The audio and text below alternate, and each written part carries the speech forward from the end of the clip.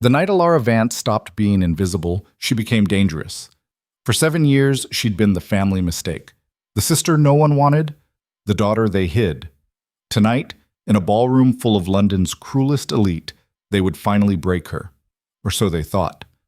When the Duke of Blackthorn, a man who made grown men tremble, asked her to dance, she had a choice: disappear like always or burn the whole world down.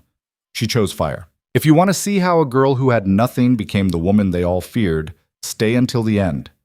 Hit that like button and drop a comment with your city so I can see how far this story travels. The Ashford Ballroom glittered like a lie. Elara stood in the corner where the light didn't quite reach, watching her sister Vivienne float across the marble floor in a gown that cost more than most families earned in a year. Powder blue silk, real pearls threaded through golden hair, laughter that sounded like wind chimes and probably took her hours to perfect. Elara's dress was last season's, maybe the season before that. The hem had been let down twice, and if you looked close, which no one ever did, you could see where the fabric had faded along the old fold line. Her maid had done her best with Elara's hair, but the dark curls refused to behave the way Vivienne's did. They never had. "She looks like a governess," someone whispered nearby. Elara didn't flinch. She'd heard worse. "I heard Lord Pembroke wouldn't even glance at her, said she had all the charm of a funeral." 7 seasons. This voice belonged to Catherine Hartley, whose father owned half of Cornwall and whose opinion could ruin you. 7 seasons and not a single offer. It's rather impressive in its own tragic way. The women laughed. That particular sound, cruel amusement wrapped in practiced elegance, had been the soundtrack to Elara's life since she turned 18. She was 25 now, old enough that people had stopped pretending to be kind. She reached for her champagne and found the glass empty, probably for the best. The bubbles always went straight to her head, and she needed to stay sharp, needed to keep the mask in place for another few hours. Then she could go home, lock her door, and let herself feel it. That was the trick, really. Never let them see you bleed. "Elara!" She turned to find her mother bearing down on her, spine straight as a blade, expression carved from ice. Lady Margaret Vance had been a beauty once. The portrait in the main hall proved it. But disappointment had a way of settling into a person's features, turning them hard. "You're slouching.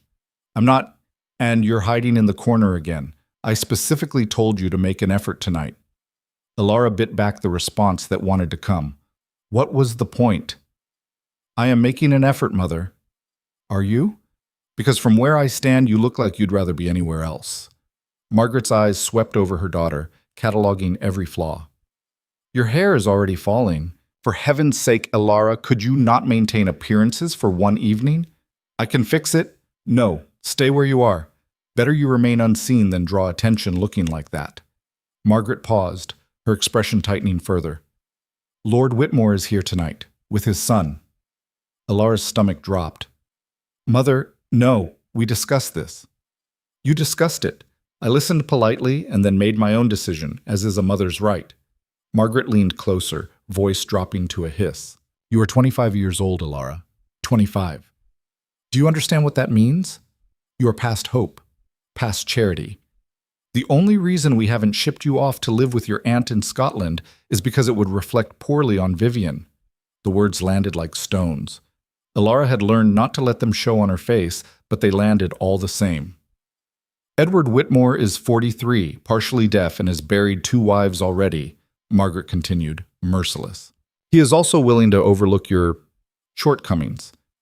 Your father and I consider that generous beyond measure. He drinks. Most men do. He drinks until he can't stand. Until he—" Elara cut herself off. "There were things you didn't say, even to your own mother, especially to your own mother." Margaret's smile was thin. "You'll meet with him next week. You'll be charming, you'll be grateful, and you'll accept whatever offer he makes. Am I clear?" Before Elara could answer, a ripple went through the ballroom. Conversation stuttered and died. Women turned, men straightened, and the orchestra seemed to lose half its volume. Adrian Blackthorn had arrived. Elara had seen him before. Everyone had. You didn't live in London and not know the Duke of Blackthorn. But seeing him from across a crowded room and having him in the same space were different things entirely. He was tall. That was the first thing anyone noticed.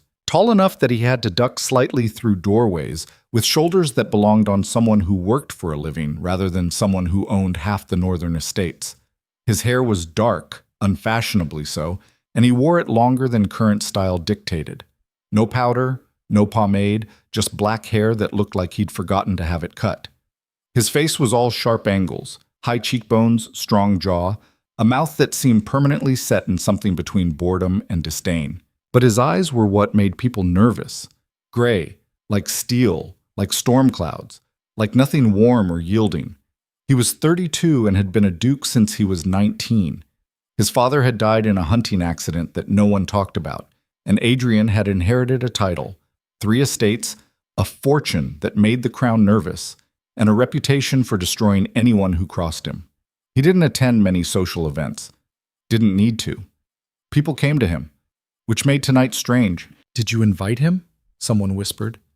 "Don't be absurd. One doesn't invite Blackthorn. He simply appears when it suits him."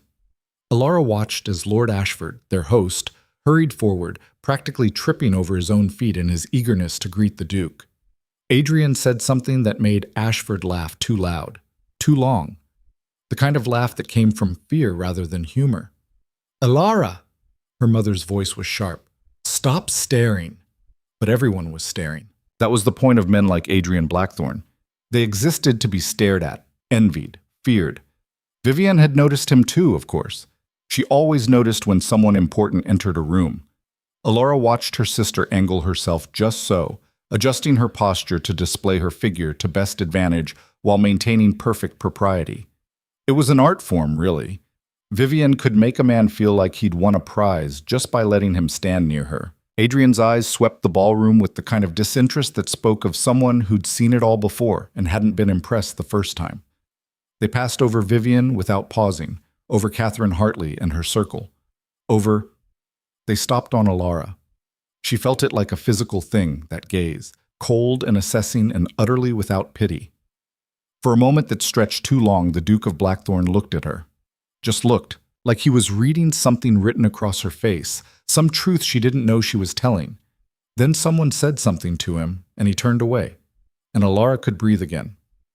"Well," Margaret said, voice tight, "that was unexpected." What was? But her mother was already walking away, moving to intercept Vivian before she could do something embarrassing like throw herself at a duke who clearly had no interest.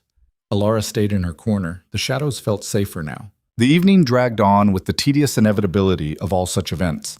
Dancing, drinking, gossip, dressed up as conversation. Elara avoided eye contact, avoided her mother, avoided the particular group of women who'd made tearing her apart their evening entertainment. She found a seat near the terrace doors where she could feel the cool night air and pretended to be fascinated by the pattern on her gloves. "Miss Vance." She looked up, startled to find Edward Whitmore standing over her. He was exactly as she remembered, florid face, watery eyes, the kind of smile that never quite reached its destination. "Lord Whitmore." She started to rise, but he waved her back down. "No need for formality. Your mother suggested I might find you here." He settled into the chair beside her without invitation, too close. She could smell the whiskey on his breath. "She tells me you're eager to discuss our potential arrangement." Eager. That was one word for it. "I'm sure my mother has overstated. You're 25. He said it like an accusation, like her age was something she'd done to him personally. "Not many options left at 25, are there?" Elara's fingers tightened on her gloves. "I appreciate your directness, Lord Whitmore." "I'm a direct man, always have been." He leaned closer. The smell of whiskey intensified. "Here's what I'm offering. Marriage, a comfortable home, no expectations of affection. I need a wife to manage my household. You need a husband to avoid becoming a spinster. Seems like a fair trade to me. And if I wanted more than that?" He laughed.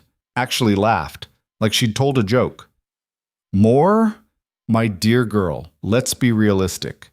You bring nothing to a marriage. No dowry, no connections, no beauty to speak of. Your own family barely tolerates you. The fact that I'm willing to take you on at all should be met with gratitude, not demands." Something hot and acidic rose in Elara's throat. 7 years, Sides. 7 years of this, of being told she was less, worth less, deserved less. 7 years of swallowing it down and smiling and saying thank you for the privilege of being insulted. I see, she said quietly. Good. Then we understand each other. Whitmore stood, swaying slightly. I'll speak to your father next week. Have your things ready. I prefer to move quickly once a decision is made. He walked away, and Elara sat very still, feeling something inside her shift. Not break. That would have been easier. This felt like a door closing, like the last possibility of something else, something better, being locked away forever. She stood. She needed air, needed to think, needed to... Excuse me. The voice came from behind her, low and careful. She turned and found herself looking up at Adrian Blackthorne. Up close, he was even more unsettling. Those gray eyes fixed on her with an intensity that made her want to step back, but her spine touched the wall, and there was nowhere to go. Your Grace, she managed. I couldn't help but overhear your conversation with Lord Whitmore. His voice was quiet enough that no one else could hear, but there was something in it that made her pulse quicken. Not danger, exactly. More like the moment before danger, when you realize you've miscalculated. That's the man your family wants you to marry? It wasn't really a question, but she answered anyway. Yes. And you're considering it. I don't see that it's any of your concern. One eyebrow rose slightly. Fair enough. Allow me to make it my concern. He offered his hand. Dance with me. Elara stared at him, then at his hand, then back at him. I beg your pardon? It's a simple request. The orchestra is playing, the floor is available. Dance with me. Why? Because I'm asking. That's not a reason. It's the only one you're getting. His hand remained extended, steady, waiting. You can say no. I won't force you. But if you say yes, I can promise you one thing. Every person in this ballroom who has spent the evening treating you like you're invisible will see you. Really see you. For the first time in years, you won't be in the corner. You'll be in the center. Elara's heart was pounding now. You don't know me. No, but I know Edward Whitmore, and I know what happens to women who marry men like him. Something flickered in his eyes, not quite sympathy, but close. You deserve better than that. You don't know what I deserve. You're right, I don't. But I know what you don't deserve. His voice dropped lower. So what will it be, Miss Vance? Stay in the shadows where it's safe, or step into the light and let them see what they've been missing.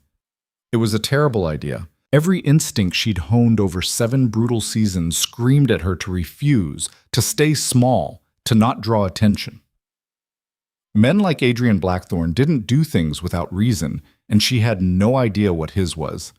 But when she thought about Edward Whitmore's watery eyes and whiskey breath, about her mother's cold calculation, about spending the rest of her life being grateful for scraps, she took his hand. His fingers closed around hers, warm and certain, and he led her onto the dance floor. The ballroom went silent. Not gradually, not politely. Just silence. 300 people stopped talking, stopped moving, stopped breathing as the Duke of Blackthorne led Elara Vance to the center of the floor. The orchestra, bless them, kept playing. A waltz. Of course it was a waltz. Adrian's hand settled at her waist. Proper distance, proper form, everything perfectly correct except for the fact that it was happening at all. Everyone's watching, Elara whispered. Let them. This is going to cause... I know. Then why? Because I wanted to. He began to move and she followed, muscle memory taking over where her mind had gone blank.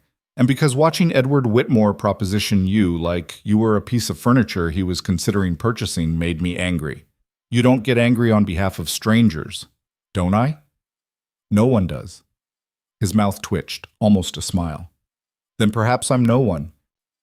They turned, and Elara caught sight of her mother's face. White.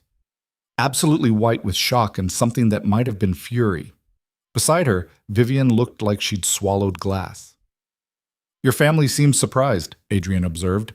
They're not the only ones. Are you always this honest? Are you always this confusing? This time he did smile. Small, gone in an instant, but real. Only on Thursdays. Despite everything, the staring, the shock, the complete unreality of the situation, Elara almost laughed. It's Saturday. Then I'm making an exception. They danced in silence for a moment. He was good at this, she realized. Not just competent, but actually good. He led with confidence, but not force, adjusting to her movements rather than demanding she adjust to his. You dance well, she said, then immediately wanted to take it back. What a stupid thing to say. But Adrian just nodded. My mother insisted I learn, said it was one of the few civilized skills worth having. Was she right? I haven't decided yet. The waltz was ending. She could feel it winding down, approaching the final bars. Soon she'd have to return to the corner, to the shadows, to reality. This strange, impossible moment would be over. Adrian leaned closer, his voice dropping so only she could hear. What if I told you that you don't have to marry Edward Whitmore? That there's another way? I'd say you were cruel to offer hope you couldn't deliver. I'm many things, Miss Vance, but I'm not cruel. The music stopped. He stepped back, releasing her, and every eye in the ballroom tracked the movement. Meet me tomorrow, 3 o'clock. There's a bookshop on Piccadilly called Hartwell's. Come alone. Why would I? Because you're curious. Because you're desperate. Because some part of you wants to know what happens if you stop letting other people write your story. He bowed, perfectly proper. The choice is yours. Then he turned and walked away, leaving Elara standing in the center of the ballroom floor, heart racing, hands shaking, feeling more alive than she had in 7 years. The whispers started immediately. Did you see? Actually danced with her. Blackthorn never dances. What could he possibly? Elara didn't wait to hear more. She walked, not ran, she wouldn't give them that, toward the terrace doors. Behind her, she heard her mother calling her name, sharp and commanding, but she didn't stop. Couldn't stop. The night air hit her face like cold water. She gripped the stone balustrade and tried to remember how to breathe. Well, well. She spun around to find Catherine Hartley leaning against the doorframe, champagne in hand, expression sharp as broken glass. That was quite the performance, Catherine continued. The invisible Vance girl, suddenly the center of attention. How does it feel? I don't know what you mean. Don't play stupid. It's beneath you. Catherine moved closer. Adrian Blackthorn doesn't do anything without calculation, so I'm curious, what did you offer him? Nothing. I didn't. Please, men like that don't waste time on charity cases. Her smile was all teeth. Whatever scheme you're running, whatever you think you're going to gain, let me save you the disappointment. He'll ruin you. That's what he does. He finds something broken, and he finishes breaking it just to see if he can. You seem to know him well. Catherine's expression flickered. Just for a moment, something raw showed through the polish. Well enough. Well enough to know that if he's paying attention to you, it's because he sees something he can use. And when he's done using it, using you, he'll throw you away without a second thought. Thank you for the warning. I'm not warning you. I'm telling you the truth. There's a difference. Catherine drained her champagne and set the glass on the balustrade with a sharp click. Enjoy your moment, Elara. By this time tomorrow, everyone will have moved on to the next scandal. You'll go back to being invisible, and Edward Whitmore will still be waiting. She swept back inside, leaving Elara alone with the night and her racing thoughts. Tomorrow, 3 o'clock. A bookshop on Piccadilly. It was a trap. Obviously it was a trap. Men like Adrian Blackthorn didn't rescue girls like her. That wasn't how the world worked. But then again, the world as she knew it had Edward Whitmore's whiskey breath in her mother's cold eyes, and 7 more years of slowly disappearing until there was nothing left of her at all. Maybe a trap was better than that. Maybe... Elara! Her mother's voice cut through the dark like a whip. She appeared in the doorway, eyes blazing. Inside, now! Mother, now! Elara followed her back into the ballroom, through the crowd that parted like she carried plague, into a small side room where her father waited. Lord Edmund Vance was a tall man who'd grown soft around the middle, with thinning hair and the perpetual expression of someone who'd expected more from life and been sorely disappointed. He looked at Elara like she was a particularly vexing puzzle. What, he said slowly, did you think you were doing? Dancing. Don't be clever. It doesn't suit you. He exchanged a look with her mother. The Duke of Blackthorn. Of all people. Do you have any idea what you've done? I danced with him. He asked. I said yes. You said yes. Her mother's laugh was brittle. You said yes to a man who could destroy this family with a word, who could ruin Vivian's chances, ruin everything we've worked for. I highly doubt one dance. It's never just one dance. Margaret's voice rose sharply. Not with men like him. People are already talking, speculating. By morning, every gossip in London will have you engaged to him, or pregnant by him, or worse. Edmund held up a hand. Enough. What's done is done. He fixed Elara with a look. Did he say anything to you, indicate his intentions? She thought about the bookshop, the meeting tomorrow. No. You're lying. I'm not. Elara, her father's voice hardened. I've tolerated your presence in this house for 25 years. I've fed you, clothed you, presented you to society year after year, despite the embarrassment it causes. The least you can do is be honest when I ask you a direct question. The words should have hurt. Maybe they once would have. But Elara had heard variations of this speech so many times that it had lost its edge. He asked me to dance, she said carefully. I danced, that's all. Edmund studied her for a long moment. You will not see him again. You will not speak to him, correspond with him, or acknowledge him if he approaches you. Is that clear? Father, is that clear? Elara lifted her chin. And if he approaches me? What exactly am I supposed to do? Cut a duke? If necessary, yes. That's absurd. It would cause more scandal than... I don't care. Edmund moved closer, and Elara saw something in his face she'd never seen before. Fear. Men like Adrian Blackthorne don't play by normal rules. They don't have to. And whatever game he's playing, we are not going to be pieces on his board. You will avoid him. You will marry Edward Whitmore. You will do what you're told for once in your life. Am I understood? The room felt too small, too hot. Elara's hands were shaking again, but this time it wasn't from fear. No, she said quietly. I beg your pardon? I said no. The words came easier the second time. I'm not going to marry Edward Whitmore. I'm not going to be shipped off to Scotland. I'm not going to spend the rest of my life being grateful for scraps from people who can't stand to look at me. Elara, I'm done, Father. I'm done apologizing for existing. I'm done making myself smaller so Vivian can shine brighter. I'm done with all of it. The slap came so fast she didn't see it coming. Her head snapped to the side, cheek exploding with heat and pain. She tasted blood where she'd bitten her tongue. Margaret gasped. Edmund stared at his own hand like it had betrayed him. He started, but Elara was already moving, already pulling open the door, already walking away. This time when her mother called after her, she ran. She ran through the ballroom, past the staring faces and whispered questions, down the grand staircase, out into the night where the carriages waited. She climbed into her family's coach and told the driver to take her home, and she didn't look back. Her cheek throbbed. Her hands wouldn't stop shaking, and somewhere in the chaos of her thoughts, one thing became crystal clear. She was going to that bookshop tomorrow. Whatever Adrian Blackthorne wanted, whatever game he was playing, it couldn't be worse than this. It couldn't be. The carriage ride home felt longer than usual. Elara pressed her fingers against her cheek, feeling the heat radiating from where her father's hand had connected. The skin was already tender, probably bruising. By morning, there'd be no hiding it. Good. Let them see. Let them all see what polite society looked like behind closed doors. The house was dark when she arrived. Most of the staff had gone with the family to the ball, leaving only old Mrs. Pemberton, the housekeeper, who took one look at Elara's face and opened her mouth to speak. Don't, Elara said quietly. Please, just don't. Mrs. Pemberton's jaw clicked shut. She nodded once, then disappeared down the hallway, tactful enough to give her privacy. Elara climbed the stairs to her room, each step feeling heavier than the last.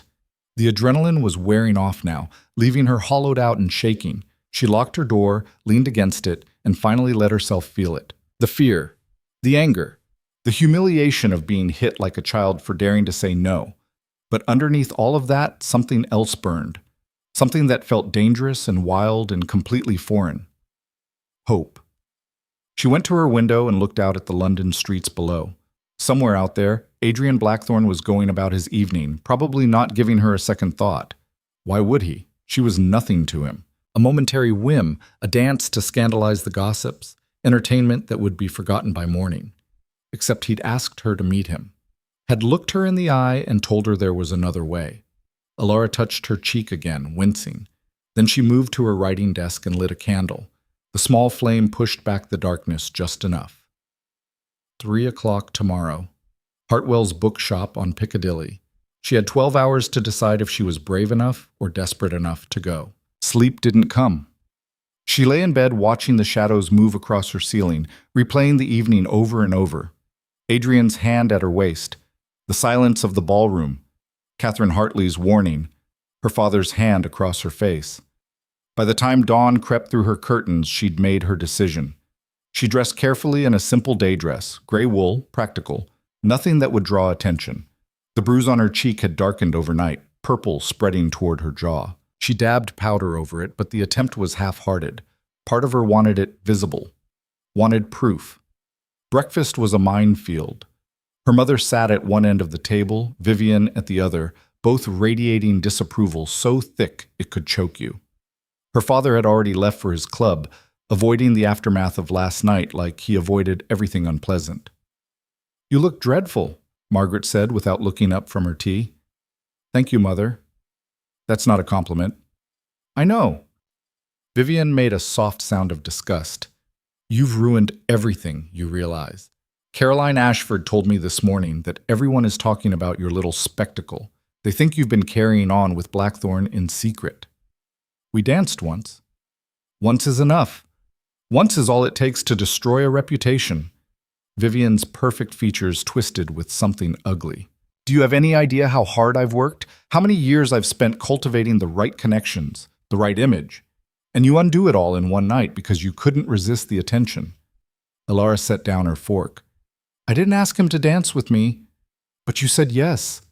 You could have refused, should have refused. And then what? Insulted a duke in front of half of London?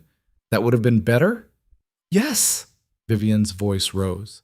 "Yes, it would have been better than this. Better than having everyone speculate about what you offered him, what you did to—" "Vivian," Margaret's voice cut through the rising hysteria. "That's enough." "But Mother, I said enough." Margaret finally looked at Elara, her expression unreadable. "You have a visitor this afternoon. Lord Whitmore is calling at 2. Elara's stomach turned over. "I won't see him." "You will." "I won't." Margaret's teacup clinked against its saucer with deliberate precision. "You seem to be under the impression that you have choices. Let me disabuse you of that notion. You will meet with Lord Whitmore. You will be pleasant. You will accept his proposal when he makes it, and you will marry him before the season ends." "No." "This isn't a debate, Elara." "You're right. It's not." Elara stood, surprised by how steady her voice was. "I'm not marrying Edward Whitmore. I'm not marrying anyone you choose for me. And if that means I have to leave this house, then I'll leave." Vivian laughed, sharp and cruel. "Leave? And go where? You have no money, no prospects, no skills beyond needlework and playing the pianoforte poorly. You'd last a week on your own before crawling back here, begging for forgiveness." "Maybe. Or maybe I'd surprise you." She left before they could respond, taking the servants' stairs to avoid any chance of running into her mother's friends, who might be calling early. The house felt like a trap closing around her, walls pressing in from all sides. She needed air, needed to think. The streets of London at mid-morning were crowded with vendors and carriages and people going about their ordinary lives. Elara walked without destination, letting the noise and movement wash over her. No one looked at her twice. In her plain dress and pelisse, she was just another woman on an errand, unremarkable and forgettable. It felt like freedom. She found herself at Hyde Park, walking the paths she'd walked 1,000 times before. An elderly woman fed ducks at the pond. A nanny pushed a pram, singing softly. Normal people living normal lives, untroubled by balls and dukes and impossible choices.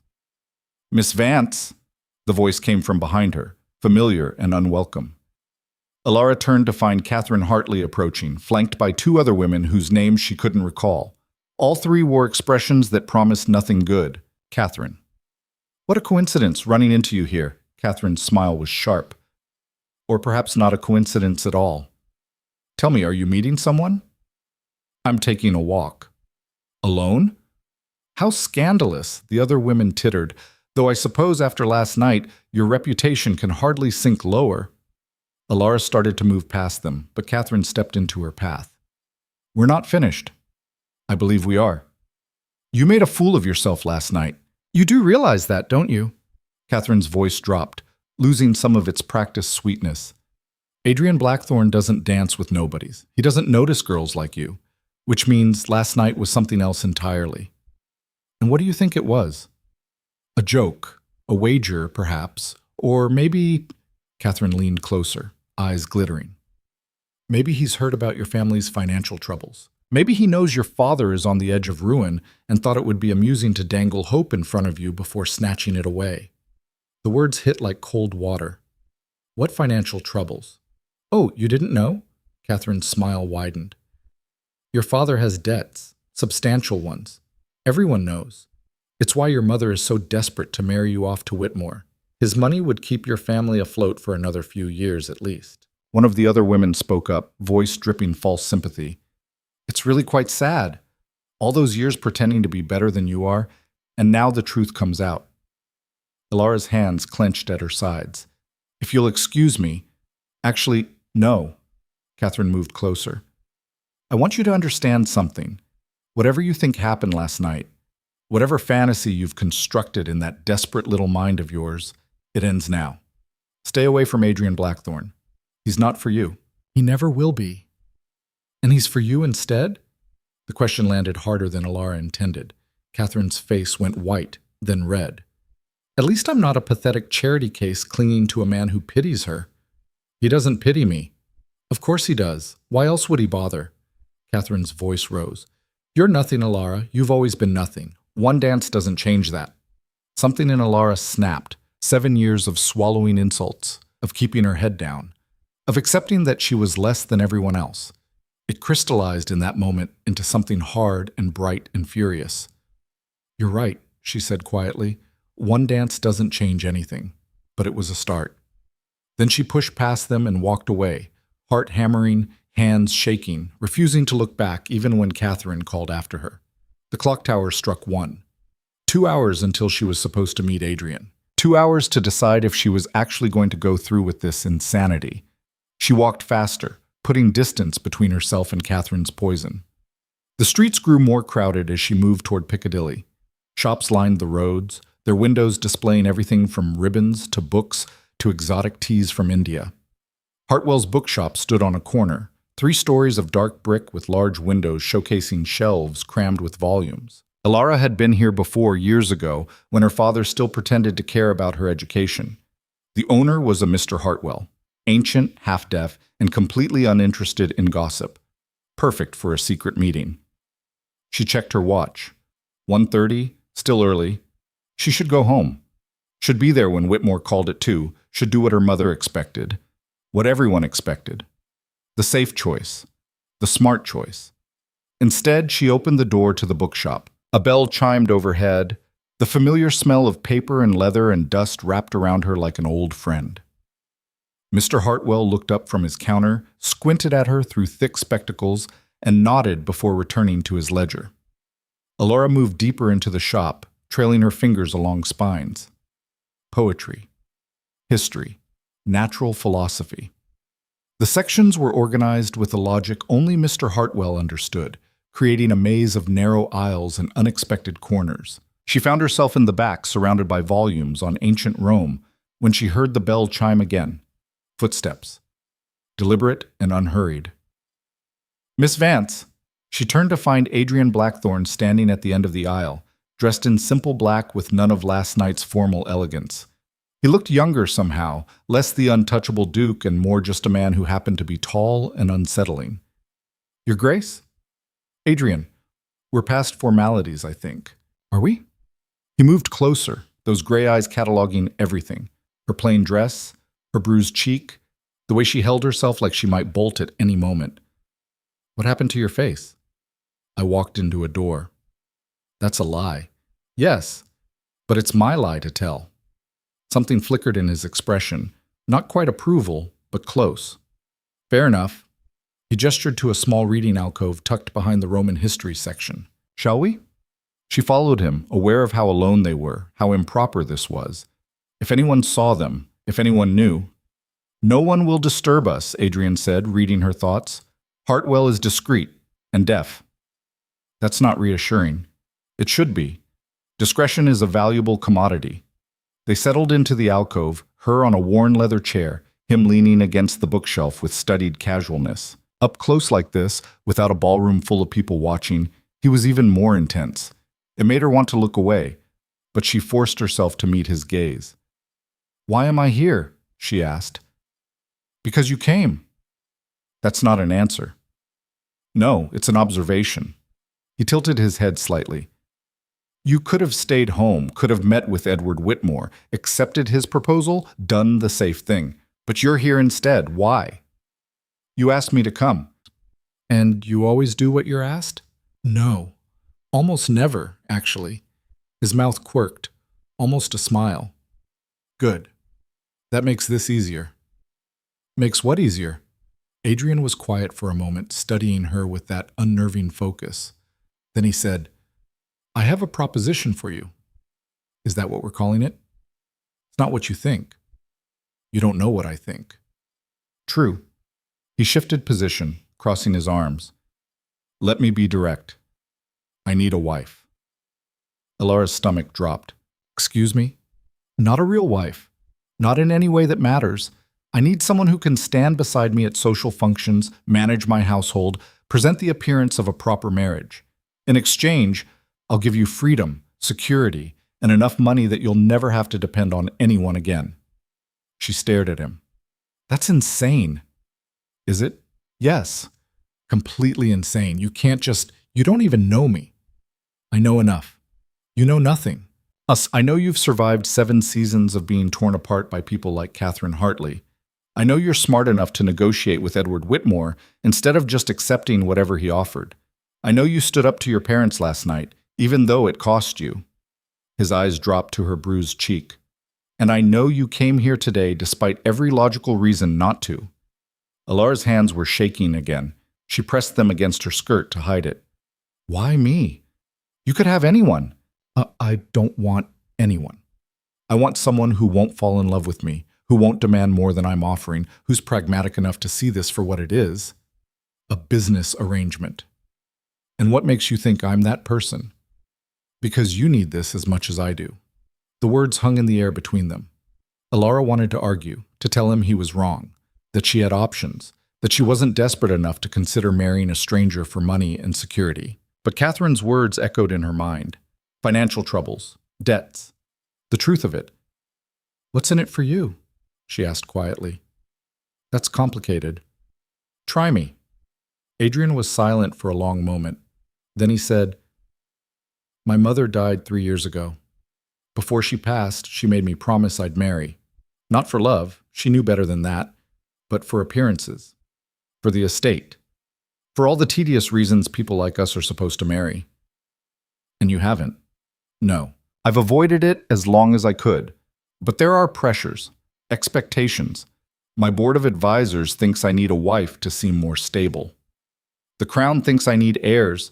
Society thinks I need to stop being such a convenient target for gossip. He pushed off from the bookshelf. I'm tired of it, all of it. So I'm going to give them what they want, a wife, on my terms. Terms that don't include love or affection or anything resembling a real marriage. Exactly. That's the coldest thing I've ever heard. I warned you I wasn't kind. Elara stood, needing to move, to think.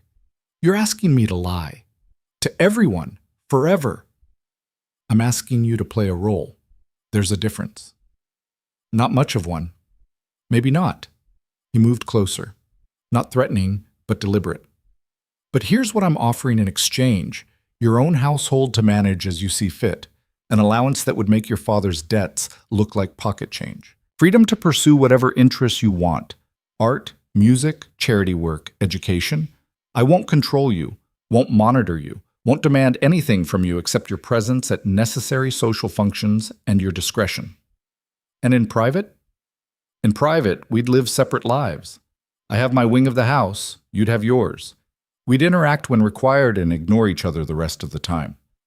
It was everything she'd ever wanted, laid out like a business contract. Freedom, security, escape. It was also completely mad. What about children? She asked. Not necessary. I have cousins who can inherit. What about fidelity? I don't care who you take to your bed as long as you're discreet. I'd expect the same courtesy. What about when one of us wants out? His expression shuddered. That's not an option. So I'd be trapped. No more trapped than you are now, just trapped in a different way. He stepped back, giving her space. I'm not going to pretend this is a fairy tale, Miss Vance. I'm not offering love or romance or happily ever after. I'm offering a transaction, but it's a transaction that benefits us both. Elara's mind raced. There had to be a catch, had to be something he wasn't telling her. Why not just hire someone, she asked. An actress, someone used to playing roles. Because society would see through that in a heartbeat. I need someone who belongs to their world, who understands the rules and knows how to navigate them. His gaze sharpened. And I need someone who wants this badly enough to make it convincing. You think I'm that desperate? I think you're that smart. She wanted to be offended, wanted to tell him to go to hell and walk out with her head high. But the bruise on her cheek throbbed, and she could still smell Edward Whitmore's whiskey breath and the thought of going back to that house, to those people, to that life. I need time, she said. You don't have time. Whitmore is calling on you at 2. If you accept his proposal, this conversation never happened. And if I say yes to you, then we announce our engagement immediately. Tomorrow, if possible. We move fast enough that no one has time to ask questions. People will ask questions regardless. Let them. Let them speculate and gossip and tear us apart. As long as we present a united front, they can't touch us. Elara turned away, staring at the books without seeing them. A week ago, her biggest concern had been avoiding Catherine Hartley at the Pemberton Musicale. Now she was contemplating a fake marriage to a duke who looked at her like she was a problem to be solved. What happens if I say no? She asked. You go home. You marry Whitmore. You spend the rest of your life being grateful for scraps. His voice softened just slightly. Or you don't marry him and your father's creditors close in and your whole family falls apart. Either way, you lose. And if I say yes, then you win. She turned back to face him. That's not an answer. It's the only one I have. The clock on the wall ticked loudly in the silence. Elara thought about her mother's face last night, her father's hand across her cheek, Vivian's contempt, 7 years of corners and shadows and being invisible. I have conditions, she said. Adrian's eyebrows rose. Do you? Yes. If we're doing this, if I'm agreeing to this insanity, then I want actual power, not just the illusion of it. I want control over the household budget. I want my own bank account that you can't touch. I want it in writing that if you die, I inherit enough to live independently for the rest of my life. Bold. You said you wanted someone smart. Smart people protect themselves. For the first time since she'd met him, Adrian smiled, really smiled, not just that faint quirk of his mouth. I knew I chose correctly. I haven't agreed yet, but you will. He moved to the small writing desk in the corner and pulled out paper and pen. What else? Elara's heart was racing now. This was happening. This was actually happening. I want access to your library, all of it, not just the books deemed appropriate for women. Done. I want the right to pursue my own interests without needing your permission or approval, obviously. And I want... She hesitated. This next part was harder, more vulnerable. I want respect, in public and in private. I won't be paraded around like a trophy, and I won't be treated like I'm lucky you chose me. We're equals in this arrangement, or we're nothing. Adrian looked up from the paper, those gray eyes serious. Equals. Yes. That's rare in marriages like this. Then maybe we're not like other marriages. He studied her for a long moment. Then he wrote something down, signed it, and pushed the paper across the desk. Read it. If you agree, sign it. If you don't, walk away and we never speak of this again. Elara picked up the paper with trembling hands. It was simple, straightforward, laying out exactly what he'd promised. Financial independence, separate lives, mutual respect and discretion. At the bottom, his signature, bold and decisive. She thought about Edward Whitmore, about her father's debts, about the look on Catherine Hartley's face when she'd warned Elara away. She thought about 7 years of being nothing. Then she picked up the pen and signed her name. Adrian took the paper, folded it carefully, and slipped it into his jacket. "We announce tomorrow. I'll call on your father in the morning to ask for your hand. He'll say yes." "How do you know?" "Because he's drowning in debt and I'm his life raft. He'd be a fool to refuse." "He might surprise you." "He won't." Adrian moved toward the door, then paused. "One more thing. When we're in public, we need to be convincing. That means playing the part of a couple in love, or at least in serious courtship." "I can do that." "Can you? Because from where I'm standing, you look terrified." "I am terrified." "Good. That means you understand what you're agreeing to." He opened the door. "Go home. Pack whatever you can't live without. Tomorrow, your life changes completely." "It's already changed." "No, tomorrow it changes. Today was just the beginning." He left before she could respond, disappearing into the maze of bookshelves. Elara stood alone in the alcove, holding her shaking hands, trying to process what she'd just done. She'd agreed to marry Adrian Blackthorne. She'd agreed to a fake marriage based on mutual convenience and cold practicality. She'd agreed to lie to everyone she knew for the rest of her life. The door to the bookshop chimed as someone else entered. Elara slipped out the back way, avoiding Mr. Hartwell's notice, and emerged onto the street. The afternoon sun was too bright, the noise too loud. Everything felt surreal. She checked her watch. 2:15. Whitmore would be at her house right now, waiting for her, wondering where she was. She should go. Should arrive late and apologetic, should salvage what she could. Instead, she walked in the opposite direction. She ended up at a small tea shop she'd never been to before, tucked away on a side street. The woman behind the counter looked at her curiously but didn't ask questions. Elara ordered tea she didn't want and sat in a corner booth, trying to make sense of the chaos in her head. What had she done? The tea grew cold while she sat there. People came and went, living their ordinary lives, unaware that the woman in the corner had just upended her entire existence. Finally, when the shadows started to lengthen, she stood and made her way home. The house was in chaos when she arrived. Her mother stood in the hallway, face white with fury. Vivian was crying, actually crying, on the settee. Her father paced like a caged animal. They all turned when she walked in. "Where have you been?" Margaret's voice was deadly quiet. "Walking." "Walking. Lord Whitmore waited for an hour, Elara. He finally left in such a state that I doubt he'll ever—" "I know. I'm sorry." "Sorry? Sorry?" Her mother's control finally cracked. "Do you have any idea what you've done? He was your last chance, your only chance, and you threw it away by gallivanting around London like some common— I'm engaged." The words dropped into the room like stones into still water. Margaret froze. "What?" "I'm engaged to the Duke of Blackthorne. He'll be calling on Father tomorrow morning to make it official, but I wanted you to hear it from me first." Silence. Complete, utter silence. Then her father laughed, high and disbelieving. "That's not possible." "It is." He asked. I said yes. "You're lying." "I'm not." Vivian stood, face blotchy from crying. "You can't be serious. Adrian Blackthorne would never— He doesn't even know you.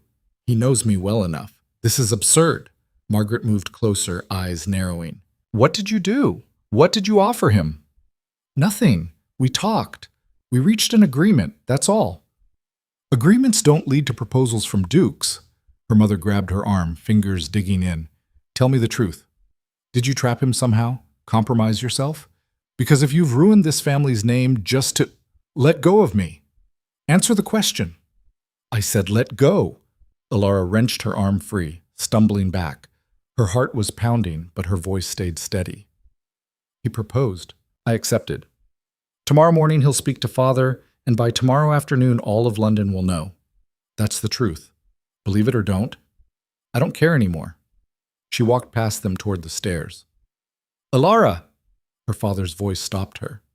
"If this is some kind of game—" It's not a game. It's my life. Finally. She climbed to her room and locked the door behind her, leaning against it while her whole body shook. She could hear them talking downstairs, voices rising and falling, disbelief mixing with speculation, mixing with something that sounded almost like hope. Tomorrow. Tomorrow, Adrian would come and make it real, and there would be no going back. She moved to her wardrobe and started pulling out dresses, stockings, her few pieces of good jewelry. Everything worth taking. Tomorrow night, she'd sleep in a different house, start a different life, become a different person. The Elara who hid in corners was dying, the woman who would take her place.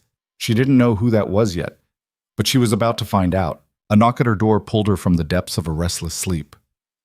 "Miss Elara." Mrs. Pemberton's voice came through the wood, hesitant. "The Duke of Blackthorn is here. Your father requests your presence in the drawing room immediately."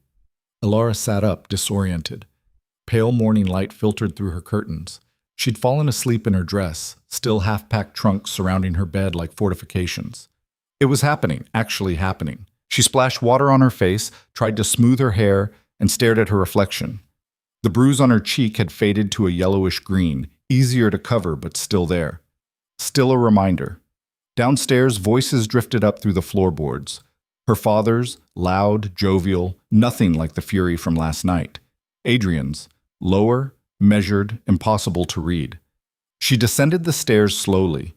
Each step felt like crossing a threshold she couldn't uncross. The drawing room door stood open. Inside, her father stood beside Adrian, both men holding glasses of what was probably her father's best whiskey, the bottle he saved for important visitors. Her mother sat rigid on the settee, hands clasped so tight her knuckles had gone white. Vivian was notably absent. Adrian saw her first. His expression didn't change, but something in his eyes sharpened. Recognition. Assessment. "Ah, Elara." Her father's smile was too wide, too bright. Come in, come in. The Duke and I were just discussing the wedding arrangements." "Wedding arrangements," she repeated, stepping into the room. "Yes, well, given the circumstances, we thought a swift ceremony would be best. Small, intimate, nothing too elaborate." Edmund's laugh sounded forced. "No need to wait when two people have found each other, eh?" Adrian set down his glass. "Actually, I was suggesting the opposite. A large wedding. St. George's, if we can secure it. Full guest list, every notable family in London invited." Margaret's head snapped up. "That would take months to arrange properly." 6 weeks, Adrian said. "Long enough to satisfy propriety, short enough to capitalize on the current interest in our engagement." "Interest." Edmund cleared his throat. "Yes, well, about that. I'm sure you understand that there's been some speculation, some rather unpleasant gossip." "I'm aware." Adrian's voice could have cut glass. "Which is precisely why we need a wedding that makes a statement. One that shows society this isn't a scandal or a mistake, but a legitimate union between two respectable families." Elara watched her father's face cycle through emotions. Relief, hope, calculation. He was already counting the money, she realized. Already planning how to use Adrian's name to shore up his crumbling reputation. "Of course," Edmund said finally. "Whatever you think best, Your Grace. We defer to your judgment in all matters." "How generous." Adrian turned to Elara. "Miss Vance, might I have a word? Privately?" Her mother stood. "I don't think that's appropriate. We're engaged, Lady Margaret. I believe we've earned a few minutes alone." The dismissal in his voice was absolute. Margaret's mouth tightened, but she nodded stiffly and left, Edmund trailing behind her like an afterthought. The door closed. Silence filled the space between them. "You look terrible," Adrian said. "Good morning to you, too." "Did you sleep?" "Not really." She moved to the window, needing distance. "My family spent most of the night trying to decide if this was real or if I'd somehow lost my mind." "And their conclusion?" "Still undecided." She glanced back at him. "You're really going through with this? The wedding, the announcement, all of it?" "I don't make offers I don't intend to keep." "Most men say that. You actually mean it." "I'm not most men." "No." She studied him in the morning light. He looked tired, she realized. Not obviously so, but there were shadows under his eyes that hadn't been there yesterday. "You're not." Adrian crossed to where she stood. This close, she could see the gray in his eyes wasn't uniform, darker at the edges, lighter near the center, like storm clouds breaking. Are you having second thoughts? About 100. That's honest. You said you wanted pragmatic. Pragmatic people have second thoughts. Fair enough. He pulled a small velvet box from his jacket. This was my grandmother's. You'll need to wear it starting today. The ring inside was beautiful, sapphire surrounded by diamonds, set in white gold that had gone slightly dull with age, old money, real money. It's too much, she said. It's a ring. It's a statement. Exactly. He took it from the box and held out his hand. May I? She extended her left hand, trying to stop it from shaking. His fingers were warm as he slid the ring onto her finger. It fit perfectly, settling into place like it had been made for her. How did you know my size? I didn't. Lucky guess. That's not luck, that's... She stopped, shaking her head. Never mind. What? Nothing. It's just very convenient, that's all. His mouth quirked. You think I measured your finger while you were sleeping? Broke into your room like some kind of thief? Did you? No. I asked your maid. You... Elara pulled her hand back. When? This morning, before I arrived. She was very helpful once I explained the situation. You bribed my maid. I compensated her for information. There's a difference. Not much of one. You're repeating yourself. She realized he was right. I'm nervous. I know. Is it that obvious? You're wringing your hands. You've been doing it since I gave you the ring. Elara looked down. He was right. She'd been twisting the ring around her finger unconsciously. She forced herself to stop. What happens now? Now we make an appearance. Together. I take you driving in Hyde Park. We're seen by the right people. And by this evening, every gossip in London knows we're engaged. And then? And then we do it again tomorrow. And the day after that. Until people stop questioning it and start accepting it. That could take weeks. 6 weeks, if we're lucky, which is why we need the wedding to happen quickly. He moved toward the door. Get your police, wait. We leave in 10 minutes. I need to change first. You're fine as you are. I'm wearing yesterday's dress. No one will notice. Everyone will notice. Adrian stopped, turned back. Elara, we're engaged. You're allowed to look like you spent the night too excited to sleep. It adds authenticity. She wanted to argue, but he was already gone, leaving her standing alone in the drawing room wearing yesterday's wrinkled dress and a ring that cost more than her father made in a year. 10 minutes later, she sat beside Adrian in his carriage, a gleaming black thing with the blackthorn crest emblazoned on the door. The interior smelled of leather and something else, something masculine and expensive that she couldn't identify. They rode in silence through the London streets. Elara watched the city pass by. Vendors hawking their wares, children playing in alleys, women in fine dresses stepping carefully over puddles.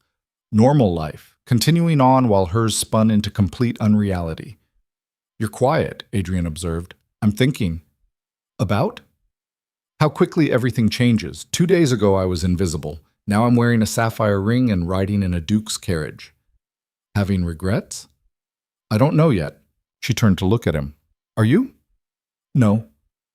That was fast. I make decisions and I commit to them. Second guessing is a waste of time. That must be nice, being so certain. It's practical. The carriage turned into Hyde Park. Remember, we're in love, or at least seriously infatuated. That means you need to look at me like you find me tolerable. I do find you tolerable. Barely. Is that a problem? Not if you can fake it convincingly. The carriage slowed. Through the window, Elara could see other carriages, riders on horseback, people strolling the paths. All the people who'd watched her fail for 7 years, now watching to see what she'd do next. I can fake it, she said quietly. Good. Adrian offered his hand. Then let's give them something to talk about. She took his hand and stepped down from the carriage, very aware of how many eyes turned their direction. The weight of their attention felt physical, pressing in from all sides. Adrian kept her hand, tucking it into the crook of his arm. Walk with me. They moved along the path and conversations died in their wake. Elara kept her chin up, her expression calm, even as her heart hammered against her ribs. Miss Vance! Your Grace! Catherine Hartley materialized in their path like a bad dream, flanked by her usual entourage. Her smile was sharp enough to draw blood. "What a surprise," Catherine said, though her tone suggested she'd been waiting for exactly this. "I heard the most extraordinary rumor this morning." "Did you?" Adrian's voice was flat. "Yes. Something about an engagement." Her eyes dropped to Elara's hand, to the ring glittering in the sunlight. "How unexpected." "Life is full of surprises," Elara said. "Indeed." Catherine's smile widened. "Though I must admit, this particular surprise has set tongues wagging. People are quite curious about how such a swift courtship came about." "Are they?" It wasn't a question. "Oh, yes. After all, you've been on the marriage mart for, what, 7 years? And suddenly the most eligible bachelor in England proposes after a single dance. It's rather like a fairy tale."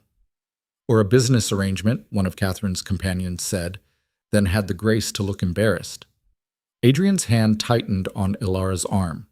Not painfully, but enough to feel. "I'm not sure I appreciate the implication."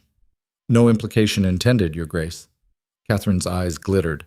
"I'm merely observing that the speed of your engagement is noteworthy." "We saw no reason to delay once we'd decided." Adrian's voice had gone cold. "Unless you're suggesting we should have waited for your approval."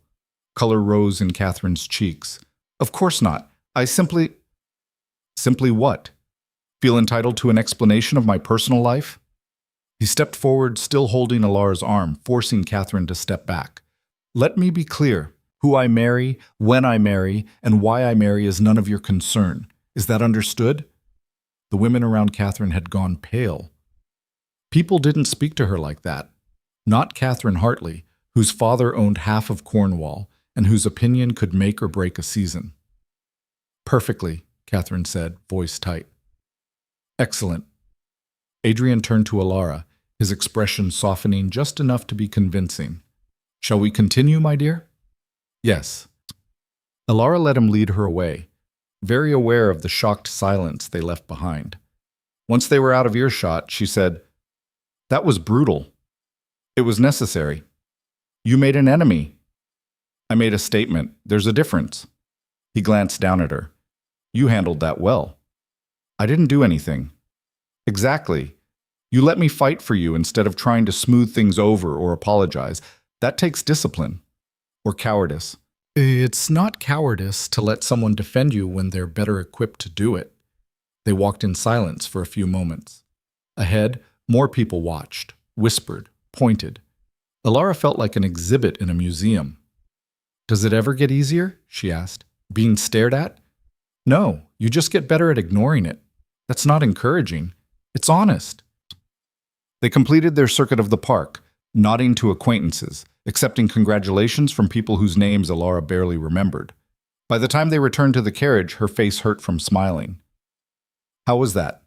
Adrian asked once they were moving again. "Exhausting. It gets worse before it gets better. Still not encouraging." "Would you prefer I lie?" "Sometimes, yes." He actually smiled at that. Small, barely there, but real. "I'll try to remember that." The carriage deposited her back at her family's house. Adrian walked her to the door, proper and formal, every inch the devoted fiancé. "I'll call on you tomorrow," he said. "We'll need to discuss the wedding plans. Your mother will want to be involved." "Lucky me." "Yes, well..." He hesitated, then said, "If it becomes too much, the planning, your family, any of it, send word. I'll intervene." "Why?" "Because that's what partners do." Before she could respond, he was gone, climbing back into his carriage and disappearing down the street. Elara stood on the doorstep, turning the ring around her finger, trying to reconcile the man who'd just defended her so viciously with the one who'd offered her a cold business arrangement. The door opened. Her mother stood there, expression unreadable. "Inside," Margaret said. "We have much to discuss." The next 6 weeks were a blur of fittings, guest lists, and endless meetings with wedding planners who looked at Elara like they were trying to figure out how she'd managed to catch a duke. Her mother threw herself into the preparations with an energy that bordered on manic, determined to create a wedding so perfect that no one could question its legitimacy. Vivian stopped speaking to her entirely. Adrian appeared every few days, playing his role with convincing thoroughness. He took her to the opera, to dinners, to garden parties where people smiled to their faces and sharpened their knives the moment they turned away. He was attentive without being affectionate, proper without being cold. The perfect gentleman suitor. In private, they barely spoke. "The florist needs a decision on the centerpieces," Elara said one afternoon, sitting across from him in his study. She'd started coming to Blackthorn House for their meetings, finding it easier than dealing with her mother's constant presence. "Whatever you prefer." "I don't have a preference." "Then choose the least expensive option." "That's not how wedding planning works." "It should be." She set down the stack of sample cards. "Are you going to be this helpful with every decision?" "I told you, the wedding is for show. The details don't matter to me." "They matter to everyone else." "Oh, then everyone else can make the decisions." Elara counted to 10 in her head. "You do realize that if I choose poorly, it reflects on both of us?" "You won't choose poorly. You don't know that." "Yes, I do. You're too smart to make obvious mistakes." He looked up from the papers he'd been reading. "Trust yourself." The words landed strangely. No one had ever said that to her before. Trust yourself. Like it was simple. "I'll go with the roses," she said finally. "Good choice." "You don't even know what the options were." "I don't need to. You made a decision. That's enough." The wedding invitations went out 3 weeks before the ceremony. By the next morning, the responses had started flooding in. Everyone was coming, every notable family, every gossip, every person who'd ever ignored Elara at a ball. They all wanted to see this impossible match for themselves. Catherine Hartley's response came with a note, short, poisonous. "How generous of you to invite me to witness your triumph. I wouldn't miss it for the world." Elara showed it to Adrian. "She's going to cause trouble," she said. "Let her try." "You're not concerned?" "About Catherine Hartley? No." He tossed the note into the fire. "She's all performance, no substance. Ignore her." "That's easy for you to say. You're not the one she's been tormenting for years." "She tormented you because you let her. That stops now." "Just like that?"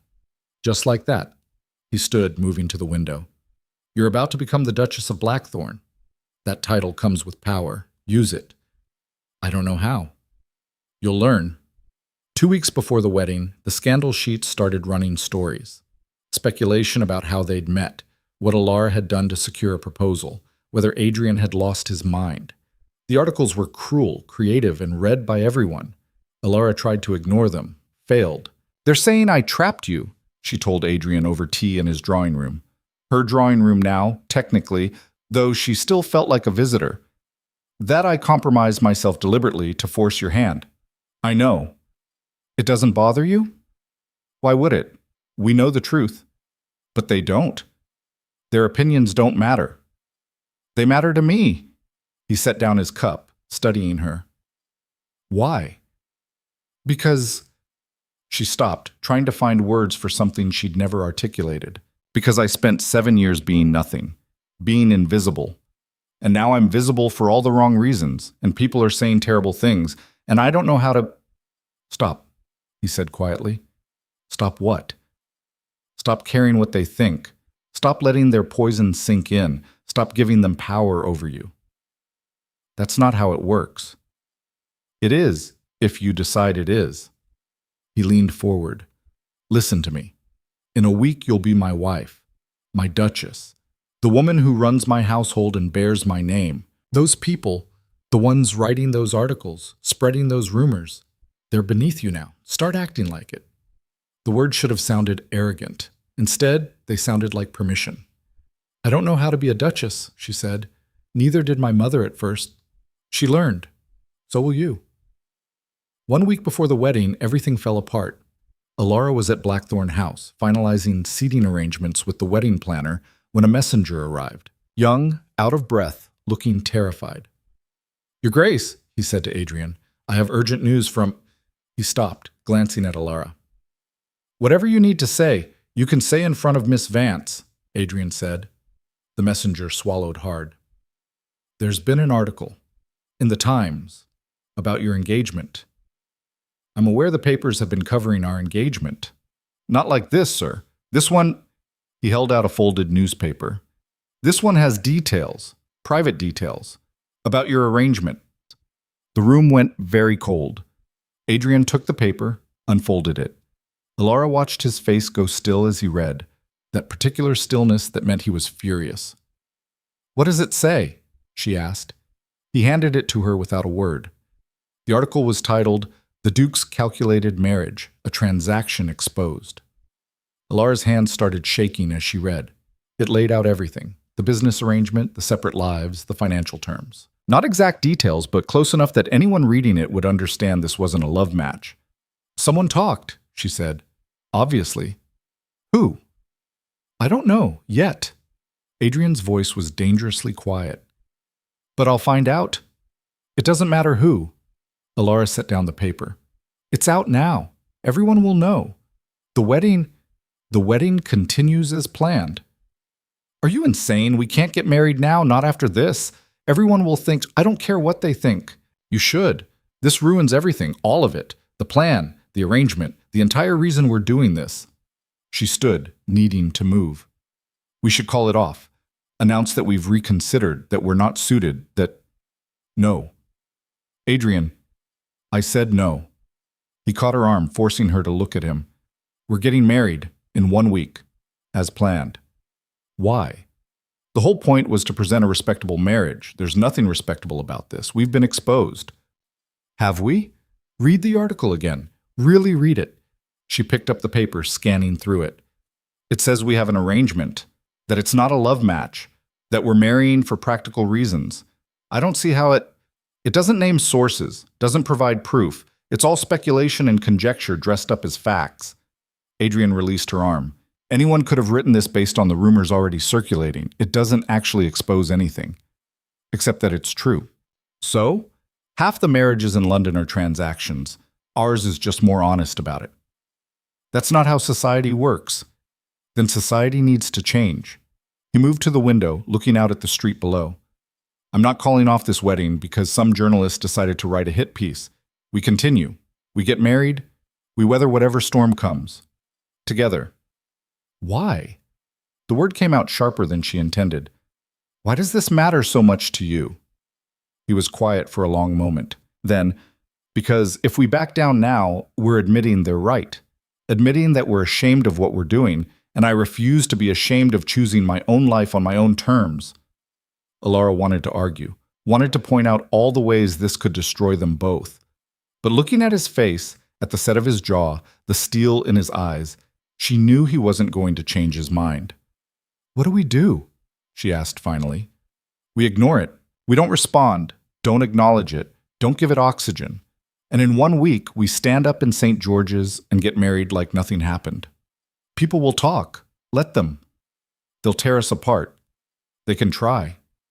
The wedding planner cleared her throat awkwardly. "Should I continue with the seating arrangements?"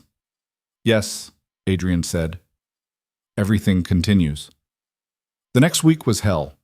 The article had been picked up by every scandal sheet in London. People whispered when Elara passed, loud enough for her to hear. Her mother refused to leave the house, claiming illness, but really just hiding from the shame. Vivian sent a note saying she wouldn't be attending the wedding, couldn't be seen supporting such an obvious farce. Only her father remained, motivated by money rather than loyalty. 3 days before the wedding, Elara sat in her soon-to-be former bedroom, surrounded by half-packed trunks, and allowed herself to feel the full weight of what she'd done. She'd traded one prison for another. That's what this was. Not freedom, just different walls. A knock at her door. "Come in." Mrs. Pemberton entered, carrying a letter. "This just arrived for you, miss. From the Duke." Elara took it, waiting until the housekeeper left before breaking the seal. The message was short. "If you want out, now is the time. I won't hold you to our agreement if this has become unbearable. But if you stay, we face this together. No retreating, no apologies. Choose." She read it 3 times. He was giving her an escape, a way out. She could walk away right now, cancel the wedding, disappear to her aunts in Scotland, live out her life in obscurity, safe, small, invisible. Or she could show up on Saturday, walk down that aisle, and become the woman everyone said she could never be. Elara pulled out paper and wrote her response. 2 words. "I'm staying." The wedding day arrived cold and gray, clouds threatening rain. Elara stood in the small preparation room at St. George's, wearing a dress that cost more than her family's house, and fought the urge to run. Outside, she could hear the church filling, hundreds of people, all there to watch her either succeed spectacularly or fail magnificently. Her mother fussed with her veil. "Stand straighter, you're slouching." "I'm not, and for heaven's sake, smile. You look like you're going to your own execution." "That's how I feel." Margaret's hands stilled. For just a moment, something that might have been sympathy crossed her face. Then it was gone, replaced by the usual coldness. "Well, you made your choice. Now you live with it." The music started. Time to go. Elara walked down the aisle on her father's arm, very aware of every eye tracking her movement. The church was packed, every pew filled, people standing along the walls. All of London had come to witness this. Adrian stood at the altar, dressed in formal black, expression unreadable. As she approached, his eyes met hers. No reassurance there, no comfort, just acknowledgement. "We're doing this." The ceremony was a blur. Words she barely heard, vows she repeated without thinking, a ring sliding onto her finger to join the engagement band. The priest's voice droned on about duty and honor and commitment, and Elara felt like she was watching it happen to someone else. Then Adrian kissed her, brief, formal, nothing romantic about it, and it was done. She was the Duchess of Blackthorn. They turned to face the congregation, and the applause was polite but strained. People smiled and whispered and judged, and Elara kept her chin up, her hand on Adrian's arm, her mask perfectly in place. They walked back down the aisle together, and as they passed Catherine Hartley's pew, Elara caught her eye. Catherine smiled, slow and sharp. Then she mouthed two words. "This isn't over." The reception was held at Blackthorn House, now officially Elara's home, though it still felt like a museum she was visiting. The ballroom glittered with candlelight and crystal, filled with people who'd come to scrutinize rather than celebrate. Elara stood beside Adrian, accepting congratulations from a parade of faces she barely recognized. Each handshake felt like an interrogation, each smile like a test she might be failing. "Your Grace," an elderly woman said, gripping Elara's hand with surprising strength. "What a whirlwind courtship. You must be over the moon." "I am," Elara lied smoothly. "His Grace swept me off my feet." "How romantic." The woman's eyes were sharp as broken glass. "Though I must say the timing is rather convenient, isn't it, given your family's recent difficulties?" Beside her, Adrian's hand found the small of her back. Proprietary, protective. "I don't follow," he said, voice pleasant and utterly cold. "Oh, I simply meant, well, one hears things. About debts and such." The woman's smile didn't waver. "Not that it matters now, of course. You've made an excellent match, dear. Very shrewd of you." Elara felt her face heat, but Adrian spoke before she could. "My wife doesn't need to be shrewd. She has me for that." He guided Elara away with practiced ease. "If you'll excuse us." They moved through the crowd toward the terrace doors. The night air hit Elara's face like a slap, cold and clarifying. "That was deliberate," she said. "Most cruelty is." "I meant you, calling me your wife. You are my wife. Legally, not—" She stopped, unsure how to finish that sentence. "Not what?" Adrian turned to face her. "Not really? We signed papers, made vows, exchanged rings. Seems real to me. You know what I mean." "I do, but no one else needs to." He pulled a cigarette case from his jacket, lit one, and offered it to her. She took it, surprising herself. She'd never smoked before, but tonight felt like a good time to start. The tobacco burned her throat, made her cough. Adrian's mouth twitched, almost a smile. "First time? Is it that obvious? You look like you're trying to inhale fire." "That's what it feels like." He took the cigarette back, took a drag himself. "It gets easier. Everything you say sounds like a metaphor tonight." "Maybe it is." They stood in silence, passing the cigarette back and forth. Below them, the garden stretched dark and vast, shadows pooling between the hedges. "They're going to keep testing me," Elara said finally, "pushing to see if I break." "Yes." "What do I do?" "Don't break." He stubbed out the cigarette. Or if you do, make sure no one's watching. That's your advice? Hide the damage? That's how survival works in our world. Our world. She tested the words. I'm still not used to that. Being part of this. You were always part of it, just from the wrong angle. He moved toward the doors. The dancing will start soon. We need to lead the first waltz. I'm not ready. You don't have to be ready. You just have to show up. The ballroom had filled even more in their absence. Elara felt the weight of attention shift as she and Adrian took the floor. The orchestra started. Another waltz, because apparently her life was nothing but waltzes now. Adrian's hand settled at her waist. Follow my lead. I always do. That's a lie, but I appreciate the effort. They began to move, and this time it was different from that first dance at the Ashford Ball. This time she knew what she'd signed up for, knew exactly what this dance represented. A performance, a statement, a declaration that they were united, untouchable, a lie made truth through repetition. You're tense, Adrian murmured. Everyone's watching. Let them. Easy for you to say. You're used to this. No one gets used to this. Some of us just get better at faking it. Other couples joined them on the floor. The ballroom became a swirl of silk and candlelight, conversations resuming as the spectacle normalized. Elara caught sight of her parents, her father drinking too much, her mother rigid with disapproval even in triumph. My family looks thrilled, she said. Your family just secured their financial future through your marriage. They should be thrilled. That bothers me more than it should. Why? Because they're benefiting from something they fought against. They didn't want this for me. They wanted Whitmore and his money. But now that it's done, they're happy to take advantage. People are hypocrites. This surprises you? No, but it disappoints me. The waltz ended. Polite applause rippled through the room.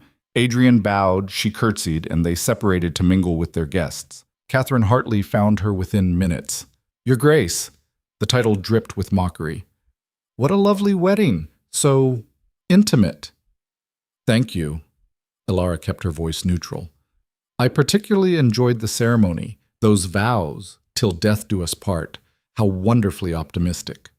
Catherine sipped her champagne. Tell me, do you really believe that? Or is death the only thing that will end your little arrangement? I don't know what you mean. Of course you don't. Catherine leaned closer, voice dropping. Everyone's read that article.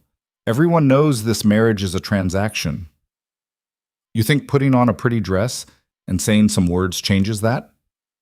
What I think is that my marriage is none of your concern. It becomes my concern when it makes a mockery of everything society stands for. Love, family, genuine connection, all thrown away for money and convenience. Elara felt something shift inside her, something that had been building for weeks, pressed down and controlled, finally reaching its limit. You want to talk about mockery, she said quietly. Let's talk about it. Let's talk about how you've spent years tearing down anyone who threatened your position. How you've used your father's money and your pretty face to manipulate people into thinking you're worth listening to. How you... Careful. Catherine's eyes glittered. You're not invisible anymore, which means when you fall, everyone will see it. Then they'll also see me get back up. Will they? Or will they just see what you really are? A desperate girl who trapped a duke because she had no other options. Is that what you tell yourself? That I trapped him? Elara stepped closer, close enough to see the fine lines around Catherine's eyes that all the powder couldn't hide. Maybe it bothers you because you tried and failed. Maybe that's what this is really about. Catherine's face went white, then red. You know nothing about... I know you warned me away from him. I know you looked at me like I'd stolen something that belonged to you. I know. Ladies, Adrian's voice cut through the rising tension. He appeared beside Elara, expression pleasant and eyes like ice. I hope I'm not interrupting. Not at all, Your Grace. Catherine's smile was poison. I was just congratulating your bride on her triumph. How generous. He offered his arm to Elara. If you'll excuse us, my wife and I have other guests to attend to. They moved away, Adrian's hand firm on her arm. Once they were out of earshot, he said, What was that? I'm not sure. It looked like you were about to start a fight in the middle of our wedding reception. Would that have been so terrible? Yes, because we're supposed to be projecting unity and stability, not engaging in petty squabbles with jealous women. Elara pulled her arm free. She's not just jealous. She's dangerous. She's irrelevant. She knows things, Adrian, private things. What if she's the one who is She's not. His certainty was absolute. How do you know? Because I know who leaked the story. Elara stopped walking. What? I've known for 3 days, since before the wedding. And you didn't tell me? I didn't want to distract you. Who was it? Adrian glanced around, then guided her toward a quieter corner. Your sister. The words landed like a physical blow. Vivian? She gave the details to a journalist she's been seeing, thought she was being clever, getting revenge for all the attention you'd stolen from her. His expression was grim. She was wrong. What did you do? What I do to anyone who tries to damage what's mine. I destroyed her prospects. He said it matter-of-factly, like he was discussing the weather. Her journalist friend has been dismissed from his paper. The families she was courting for marriage alliances have been informed of her indiscretion. By this time next week, she'll be as unmarriageable as you once were. Elara should have felt vindicated, should have felt satisfaction at Vivian finally facing consequences. Instead, she felt sick. She's my sister. She betrayed you. She's still my sister. And you're still too soft. Adrian shook his head. In this world, Elara, mercy is weakness. The moment you show it, people take advantage. Is that what you think? That everyone's just waiting to take advantage? I think people are self-interested. I think they'll use whatever weapons they have to protect themselves or advance their position. And I think if you don't learn to fight back, you'll be destroyed. I don't want to be the kind of person who destroys others. Then you'll be the kind of person who gets destroyed instead. He stepped back. The choice is yours. But make it consciously, knowing what it costs. He left her standing there, processing the weight of what he'd said, what he'd done to her sister without her knowledge or consent. The reception continued around her, dancing, drinking, laughter that sounded hollow. Elara moved through it in a daze, smiling when appropriate, speaking when spoken to, playing the part of the happy bride while her mind churned. Finally, after what felt like years, the last guest departed. The servants began cleaning up, and Elara found herself alone in the massive ballroom, surrounded by the detritus of her wedding day. Adrian appeared in the doorway. Your rooms are ready. My rooms. West Wing. Completely separate from mine as discussed. You won't be disturbed. How romantic. It's practical. That was the agreement. I know what the agreement was. Elara started toward the door, then stopped. What happens now? Now you settle in. Learn the household. Meet the staff. Become the Duchess you're supposed to be. And you? I go back to my life. We intersect when necessary, maintain distance when we don't. Just like that. Just like that, he paused. Unless you want something different. The question hung in the air between them. Elara thought about her answer, about what she actually wanted versus what she'd agreed to. No, she said finally. This is what I signed up for. Good. Then we understand each other. The West Wing was beautiful. All high ceilings and expensive furniture and windows that overlooked the gardens. A sitting room connected to a bedroom connected to a dressing room, all decorated in shades of cream and gold that probably cost more than her family home. Her trunks had been unpacked, her clothes hung in wardrobes that could have fit 3 times as many. A maid waited to help her undress, a girl named Mary, who looked terrified. I can manage, Elara said gently. But your Grace, it's my job to... I know. But I'd rather do it myself tonight. Mary looked uncertain but curtsied and left. Elara peeled off the wedding dress, heavy, constricting, a costume she was glad to shed, and put on a simple nightgown. She should have been exhausted, but her mind was too active for sleep. She wandered through her new rooms, touching things that were supposedly hers, but felt like they belonged to someone else. A stranger living a stranger's life. The next morning arrived too soon and too gray. Rain pattered against the windows as Elara dressed in a simple day dress and ventured out to explore her new prison. Home, she corrected herself. Home. The breakfast room was empty except for a single place setting and a pot of tea that had already gone lukewarm. A note sat beside the plate. Gone to meetings. Back this evening. Staff will answer any questions. So this was her life now. Married, but alone. Wealthy, but isolated. Free in theory, trapped in practice. She was finishing her cold tea when the housekeeper appeared, a formidable woman named Mrs. Blackwood, who looked like she'd been carved from stone. Your Grace, I hope you slept well. Well enough. The staff is assembled in the main hall whenever you're ready to meet them. Already? His Grace gave instructions that you should be brought up to speed on household matters immediately. Mrs. Blackwood's expression was carefully neutral. He wants you to feel comfortable in your role. How thoughtful. If Mrs. Blackwood detected the sarcasm, she didn't show it. Shall I have them wait, or would you prefer to meet them now? Elara thought about retreating to her rooms, putting this off, continuing to hide. Then she thought about Catherine's mocking smile and her sister's betrayal, and Adrian's cold assessment that she was too soft. Now, she said, standing. Let's do it now. The staff lined up in military precision. Footmen, maids, cooks, stable hands, dozens of people whose job was to make her life comfortable. They stared at her with varying degrees of curiosity and skepticism. Mrs. Blackwood introduced them one by one. Elara forgot most of their names immediately, overwhelmed by the sheer number of people now under her authority. The household accounts are managed weekly, Mrs. Blackwood was saying. His Grace reviews them monthly, but day-to-day decisions are your responsibility now. What kind of decisions? Menu planning, staff assignments, social scheduling, charitable obligations. The running of the house falls to you. It was more responsibility than Elara had ever had in her life. More power, more potential to fail spectacularly in front of dozens of witnesses. I see, she said carefully. And if I have questions? You may consult me, or His Grace's secretary, Mr. Pemberton, though I should warn you, His Grace prefers his Duchess to handle household matters independently. Of course he did. Give her responsibility and then disappear, leaving her to either sink or swim on her own.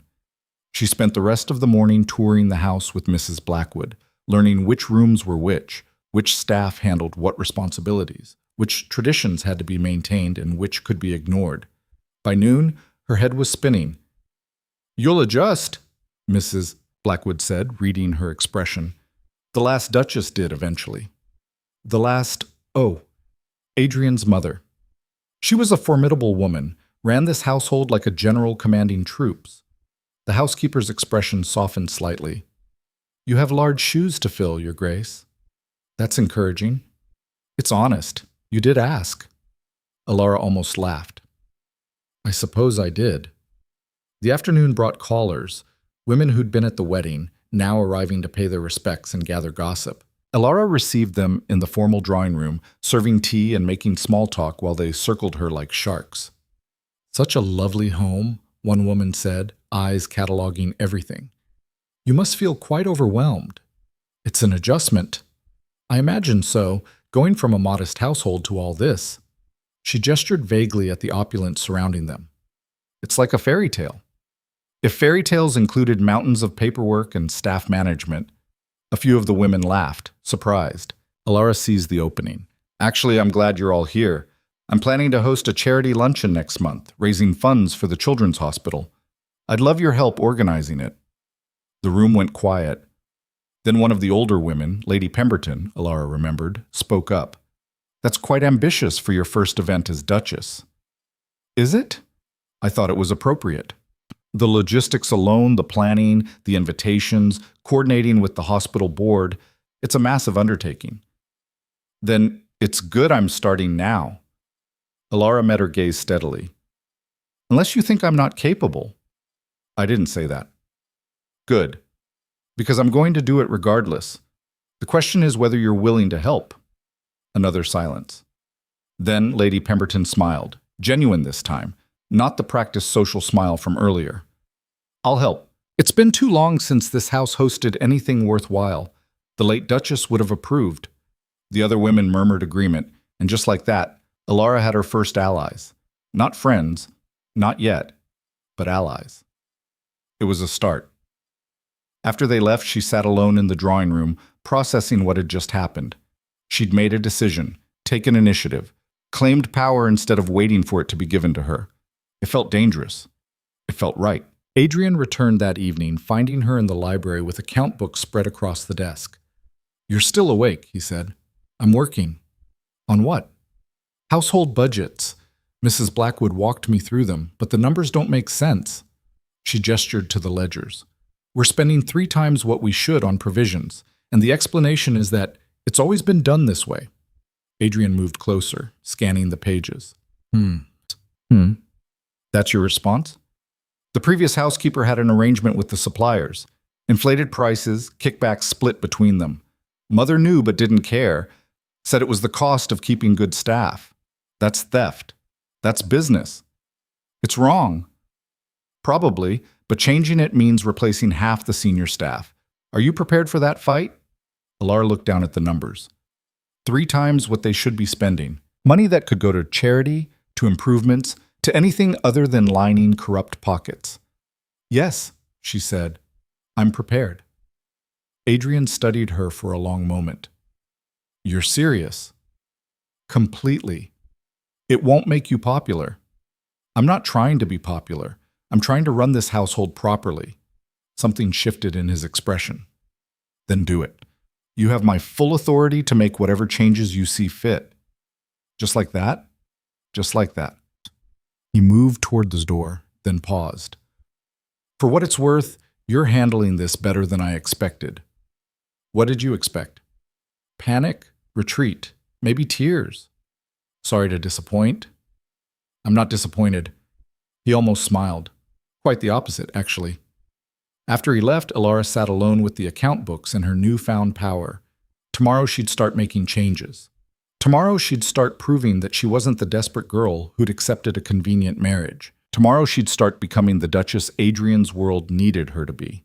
But tonight, for the first time since agreeing to this insane arrangement, she felt something other than fear. She felt capable. The next 3 weeks were war. Elara dismissed 2 senior staff members, the housekeeper who'd been skimming funds and a supplier who'd been inflating prices for years. Both fought back hard, spreading rumors that the new Duchess was cruel, vindictive, impossible to work for. She ignored them and kept going. She renegotiated contracts with every major supplier, cutting costs by 40% while maintaining quality. She reorganized the staff schedules to be more efficient. She implemented a new system for tracking expenses that made theft nearly impossible. The household ran smoother, the budget balanced, and slowly, grudgingly, the staff began to respect her. The charity luncheon became her testing ground. She worked with Lady Pemberton and the other women who'd volunteered, planning every detail down to the centerpieces. When the day arrived, 200 of London's most influential women filled Blackthorn House's ballroom, and Elara stood at the front, nerves screaming, and gave a speech. "Thank you all for coming," she said, voice carrying across the room. "I know many of you have questions about me, about my marriage, about whether I deserve to be standing here." She paused, letting the honesty land.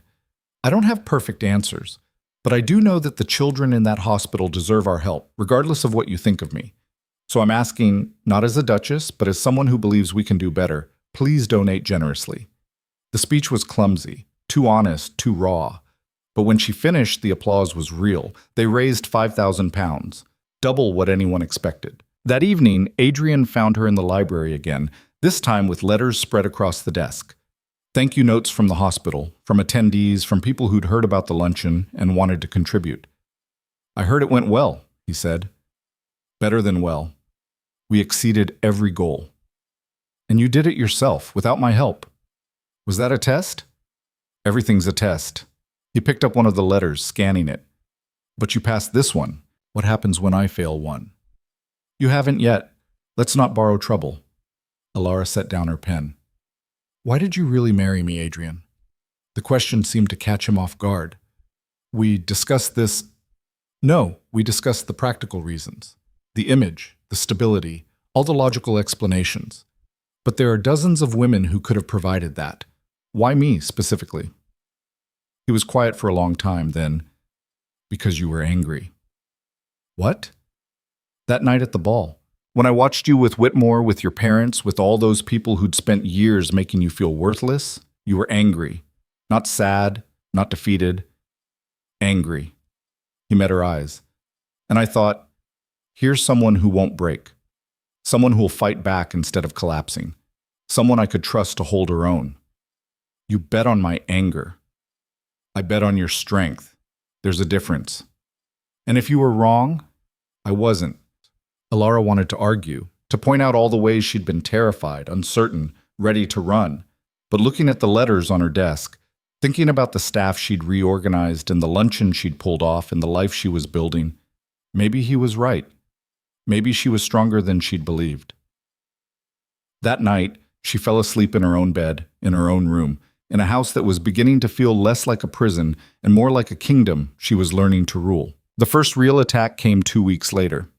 Elara was at a dinner party, one of the endless social obligations that came with being a duchess, when Catherine Hartley approached her in the powder room. Your Grace. The mockery had dulled slightly. Now Catherine just sounded tired. Enjoying yourself. Adequately. How diplomatic. Catherine checked her reflection in the mirror, adjusting a curl that didn't need adjusting. I suppose you think you've won. I think I'm surviving. There's a difference. You're more than surviving. You've got the staff in line, the household running smoothly, society starting to accept you. Catherine turned to face her. It's impressive, actually. I didn't think you had it in you. Thanks. That wasn't a compliment. Or maybe it was. I'm not sure anymore. She leaned against the counter, some of her usual armor cracking. Do you love him? The question landed unexpectedly. That's none of your business. I know, but I'm asking anyway. Elara considered lying, considered deflecting, then decided honesty was easier. No, not yet, maybe not ever. Does he love you? Definitely not. Then what's the point? The point is we're both getting what we need. Isn't that enough? Catherine laughed, bitter, sharp. I used to think so. Used to think love was for fools and practical arrangements were the smart choice. Then I realized. She stopped, shaking her head. Never mind. You'll figure it out eventually. Figure what out? That eventually you'll want more. Want something real. And by then it might be too late to find it. She left before Elara could respond, leaving behind the faint scent of perfume and something that felt uncomfortably like prophecy. Elara returned to the dinner, took her place beside Adrian, and played her role perfectly. Smiling, laughing, being the Duchess everyone expected. But Catherine's words stayed with her, burrowing deep. Eventually, you'll want more. Was that true? Would she wake up one day wanting something this marriage could never provide? She looked at Adrian across the table, handsome, remote, utterly unreachable, and wondered if eventually would destroy them both. The season turned toward autumn. Elara's charity luncheon became a series, monthly events raising funds for different causes, each one more successful than the last. Her reputation shifted from that girl who trapped a duke to the Duchess who actually does something useful. It wasn't love, it wasn't acceptance, but it was progress. And one evening, sitting in the library while rain pattered against the windows, Adrian sat down across from her without being invited. I owe you an apology, he said. Elara looked up from her book. For what? For underestimating you, for treating this like you needed protection or guidance. You didn't. You just needed space to figure it out yourself. That's not an apology. It's the closest you're going to get. She almost smiled. I'll take it. They sat in comfortable silence for a while, both reading, neither feeling the need to fill the quiet. And Elara realized something that should have terrified her, but somehow didn't.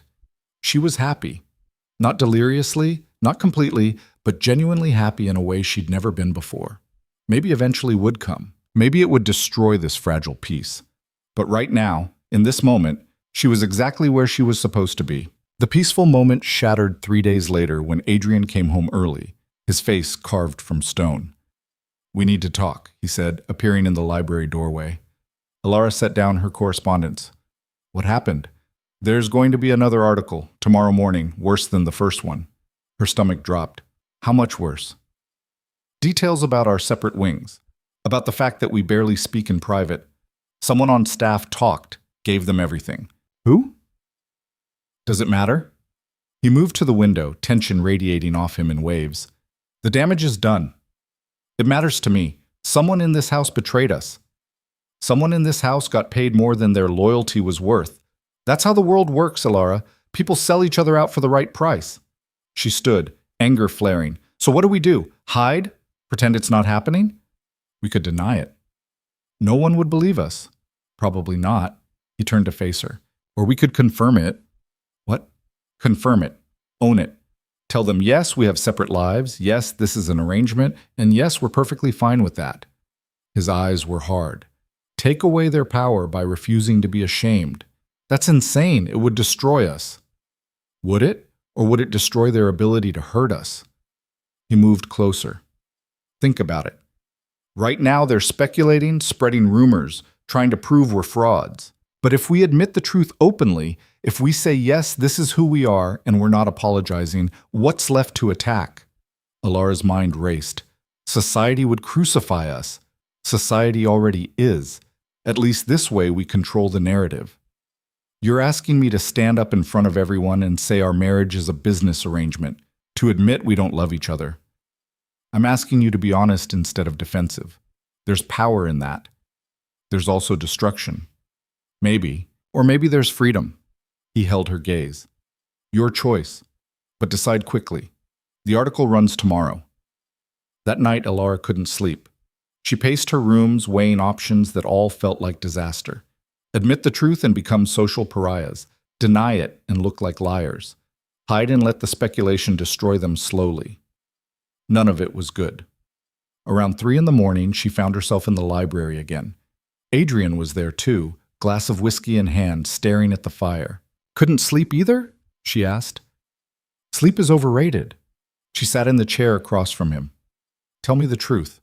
If we do this, if we confirm everything, can we survive it? Honestly, I don't know. That's not reassuring. You asked for truth, not reassurance. He took a drink. But I know if we keep hiding, keep pretending, we'll tear ourselves apart trying to maintain a lie. At least this way we're choosing our own destruction. You make it sound almost appealing. I make it sound honest. Elara stared into the fire, watching flames consume the wood. What do you want, Adrian? Really want, underneath all the strategy and calculation? He was quiet for so long she thought he wouldn't answer. Then, I want to stop performing.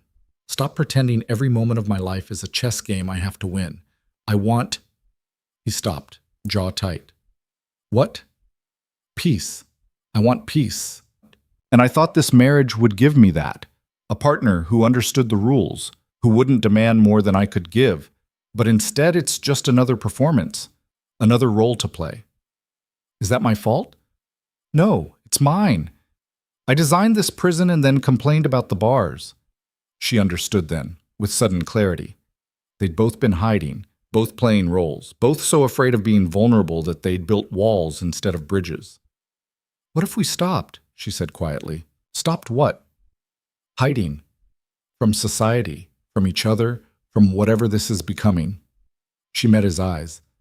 What if we just let it be what it is? No more pretending, no more performances, just truth. That's terrifying. I know, but it might also be the only way forward. Adrian studied her in the firelight. You've changed. So have you. Have I? You're here, having this conversation. 3 months ago, you would have made a decision and expected me to follow. Now you're asking. He almost smiled. I suppose I am. So what do we do? He set down his glass. We tell the truth. Tomorrow, when that article runs, we don't hide. We don't deny. We face it together and let the consequences come. And if it destroys us, then at least we went down fighting on our own terms. The article hit the morning papers like a bomb. Every detail laid bare. Separate wings, separate lives, a marriage of convenience without love or affection. The journalist had done their homework, quoting anonymous staff members, citing specific examples of their arrangement. By noon, Elara's sitting room was flooded with messages, some supportive, most condemning, all demanding explanation. Adrian found her sorting through them, face pale but determined. Ready? He asked. No, but I'm doing it anyway. They'd made plans the night before. Rather than hide or issue a statement through intermediaries, they would host a dinner party. That evening, Invite everyone who mattered and face them directly. It was bold. It was probably stupid, but it was honest. The invitations went out at 1. By 3, every single person had accepted. Of course they had. No one wanted to miss the spectacle. Elara spent the afternoon preparing, choosing her words carefully. Mrs. Blackwood coordinated the staff with military precision, and by 7 o'clock, Blackthorn House glittered with candlelight and nervous energy. The guests arrived in clusters, all barely concealing their eagerness for drama. Catherine Hartley came with her parents, expression unreadable. Lady Pemberton arrived early, offering a small nod of support. Elara's own family was notably absent. Her father had sent regrets. Her mother hadn't responded at all. At 8, everyone gathered in the ballroom. Elara stood beside Adrian at the front, very aware of the sea of judgmental faces staring back at them. Adrian spoke first. "Thank you all for coming on such short notice. I'm sure you've read this morning's papers. I'm sure you have questions. So let me save you the speculation. It's all true." A collective intake of breath rippled through the room. "Our marriage is an arrangement," he continued, "a partnership based on mutual benefit rather than romantic love. We live separate lives under the same roof. We fulfill our social obligations together and maintain our independence apart." He paused, "And we're not apologizing for it." The room erupted. Whispers, gasps, some outright exclamations of shock. Elara felt her pulse hammering but forced herself to stay still, stay calm. "Your Grace," someone called out, "surely you don't expect us to accept—" "I don't expect anything," Adrian cut them off. "I'm simply telling you the truth. What you do with that information is your choice." Another voice, sharper. "This is a mockery of the institution of marriage." "Is it?" Elara spoke up for the first time. "Or is it just honest about what many marriages actually are?" She stepped forward slightly. "How many people in this room married for love? Real love, not convenience or duty or family pressure?" Silence. Uncomfortable, telling silence. "That's what I thought," she continued. "So before you condemn us for being honest about our arrangement, maybe examine your own marriages. At least we're not lying to ourselves or each other." "But the scandal," someone started. "The scandal is that we're telling the truth," Elara said, "that we're choosing our own path instead of pretending to follow yours. If that makes you uncomfortable, I'm sorry, but I'm not going to apologize for building a life that works for us." Catherine stood then, drawing every eye. "And what kind of life is that exactly? One without love, without genuine connection? You're both just, what, roommates with titles?" "We're partners," Adrian said. "We respect each other, support each other's goals, give each other freedom to pursue our own interests. That's more than most marriages can claim." "But don't you want more?" Catherine's voice cracked slightly. "Don't you want something real?" Elara looked at Adrian. He looked back, and in that moment, something passed between them. Understanding, recognition, something that might have been the beginning of genuine feeling.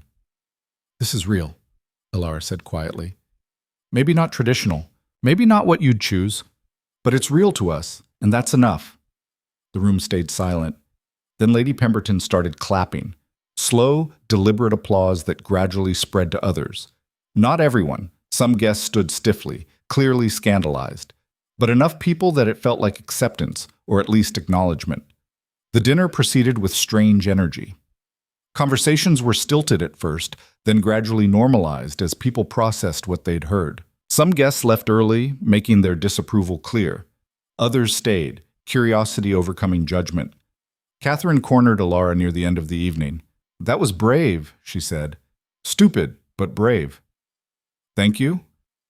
"I mean it. I've spent my whole life playing by the rules, being what everyone expected, and it's made me miserable." Her smile was sad. "Maybe you're right. Maybe honesty is better than performance. It's harder, at least. Everything worth doing is." Catherine paused. "I owe you an apology for the way I treated you. All those years of, I know why you did it. That doesn't make it right." "No, but it makes it understandable." Elara met her eyes. "You were protecting yourself. I get that now. And you? How are you protecting yourself?" "I'm not. Not anymore. That's the whole point." After everyone left, Elara found Adrian in his study, tie undone, looking exhausted. "Well," she said, "we survived." "Barely. Do you regret it?" He considered the question seriously. "No. You?" "No, though I'm terrified of what happens next." "So am I." He poured 2 glasses of whiskey, handed her one. "But at least we're terrified together." They drank in silence. Then Adrian said, "You surprised me tonight." "How?" "You defended this, defended us. I expected you to distance yourself, to play the victim and throw me under the carriage." "Is that what you would have done?" "Probably, a few months ago." He set down his glass. "But I'm finding that the person I was a few months ago isn't particularly admirable."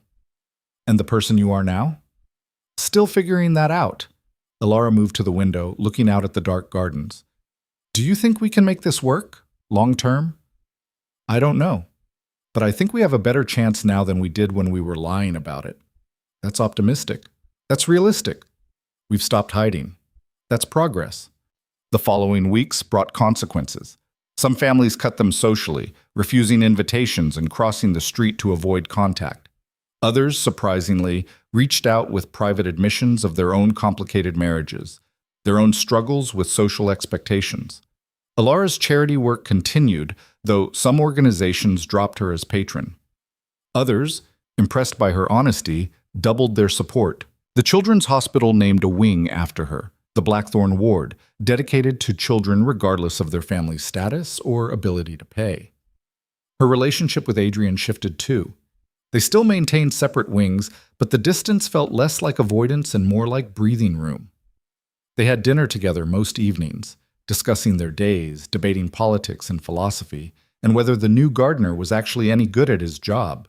"I think he's killing the roses on purpose," Elara said one night. "That's paranoid. Have you seen them? They're worse every day." "Maybe you're just a harsh critic. Or maybe he's actually terrible at gardening." Adrian laughed, a real laugh, unguarded and genuine. "Fair enough. Fire him if you want. You run the household." "I will, tomorrow." She paused. "Does it bother you that I'm making these decisions without consulting you?" "Why would it bother me? That was the agreement." "I know, but—" She struggled for words. "Things have changed.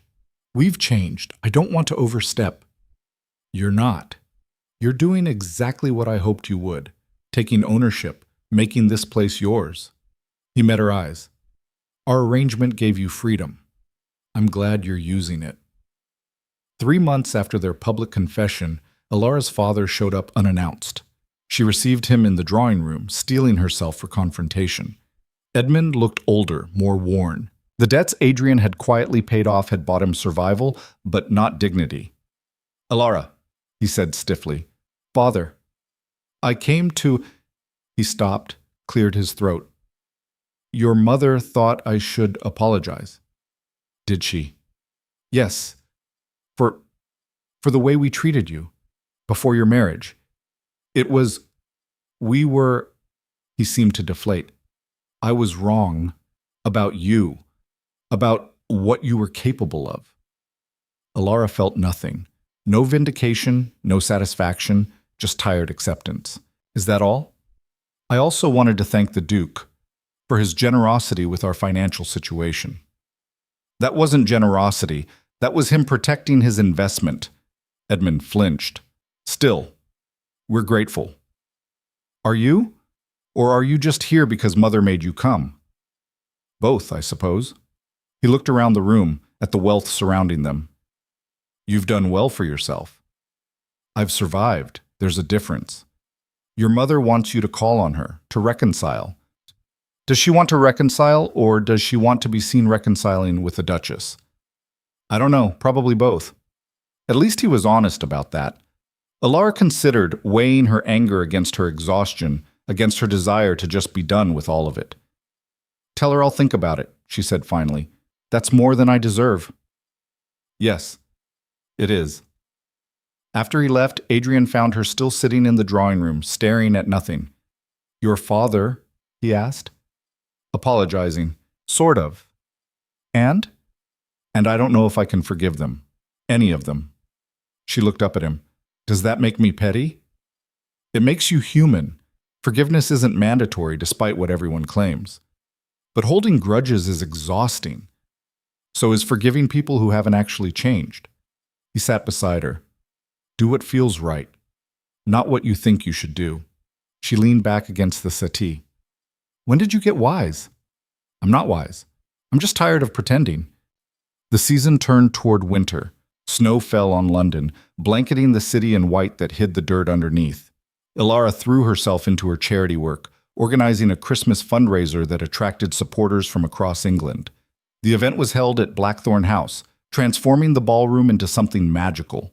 Evergreen garlands, candles everywhere, musicians playing carols that actually sounded joyful instead of performative. Adrian worked the room with her, and for the first time they felt like actual partners rather than co-conspirators.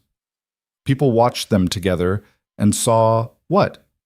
Not love exactly, but respect. Genuine affection. Something real.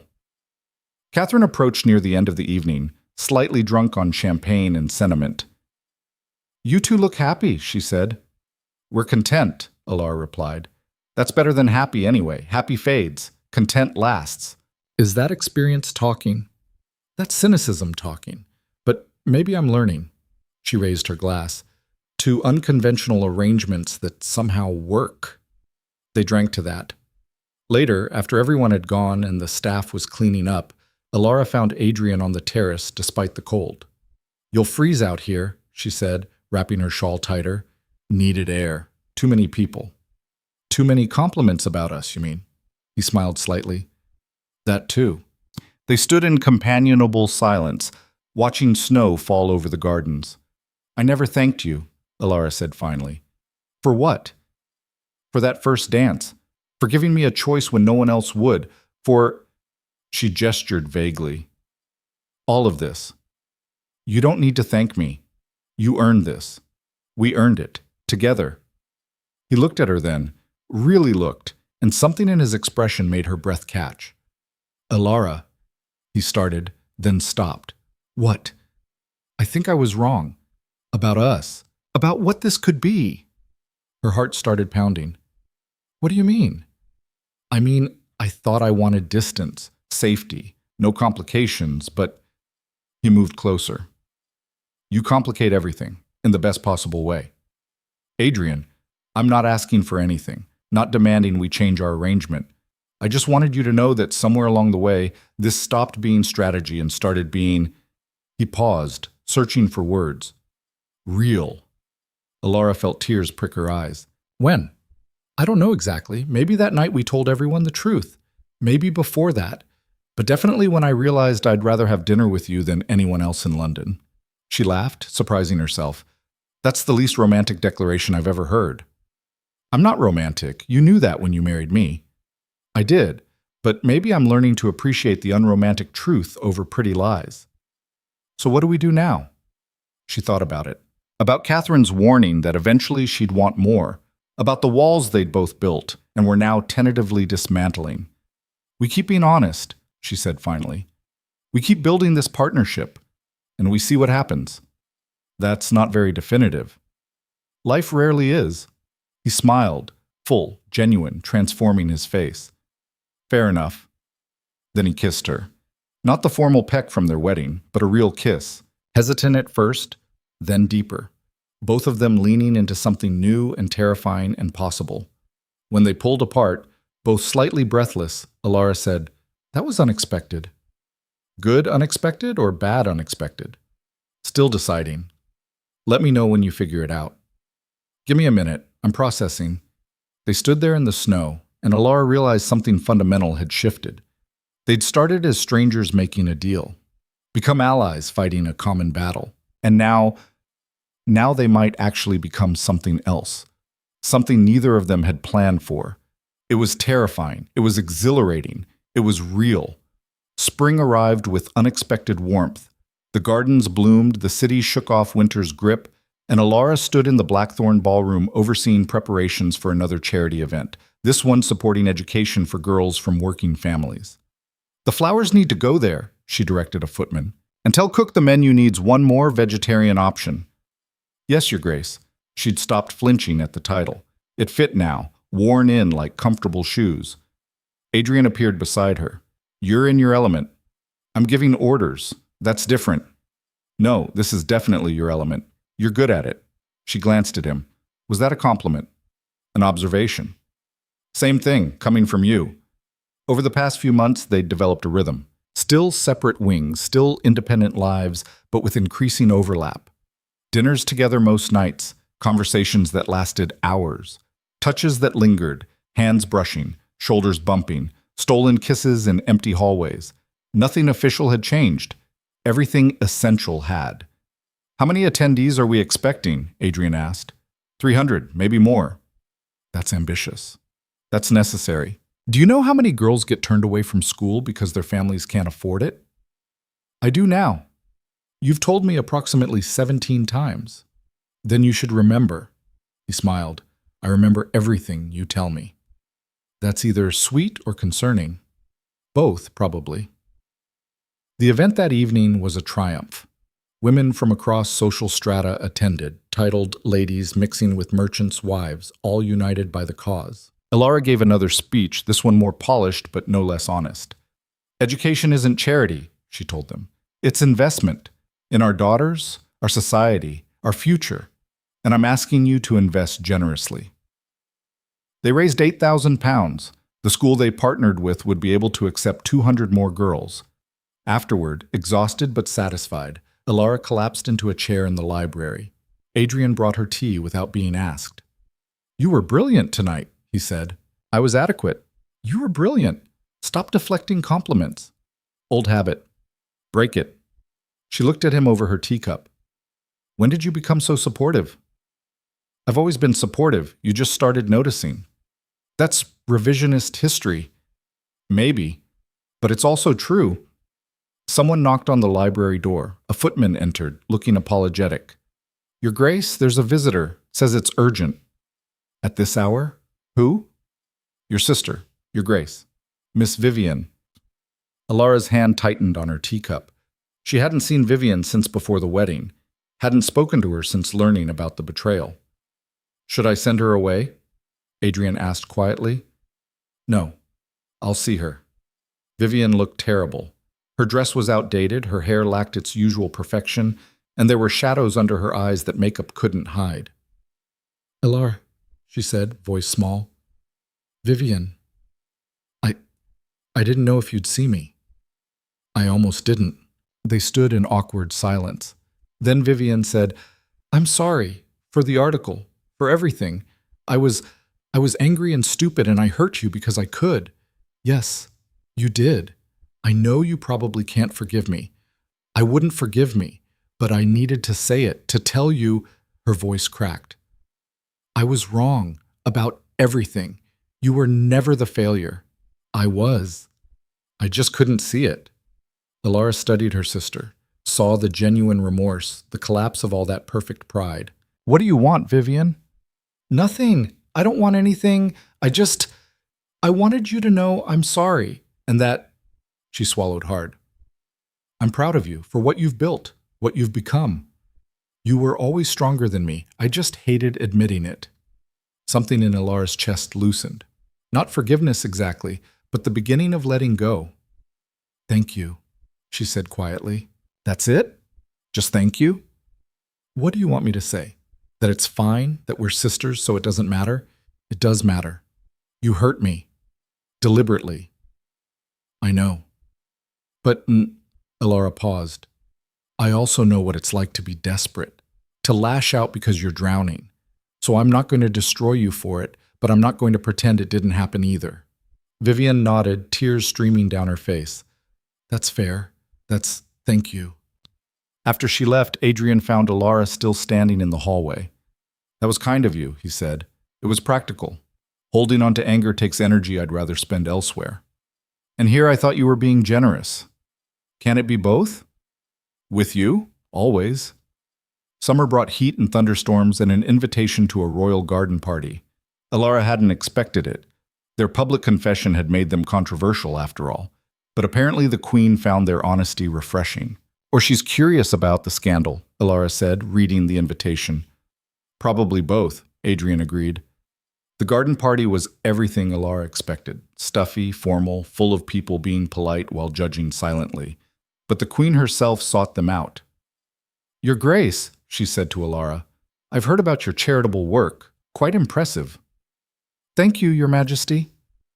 "And your marriage?" The queen's eyes glittered with amusement.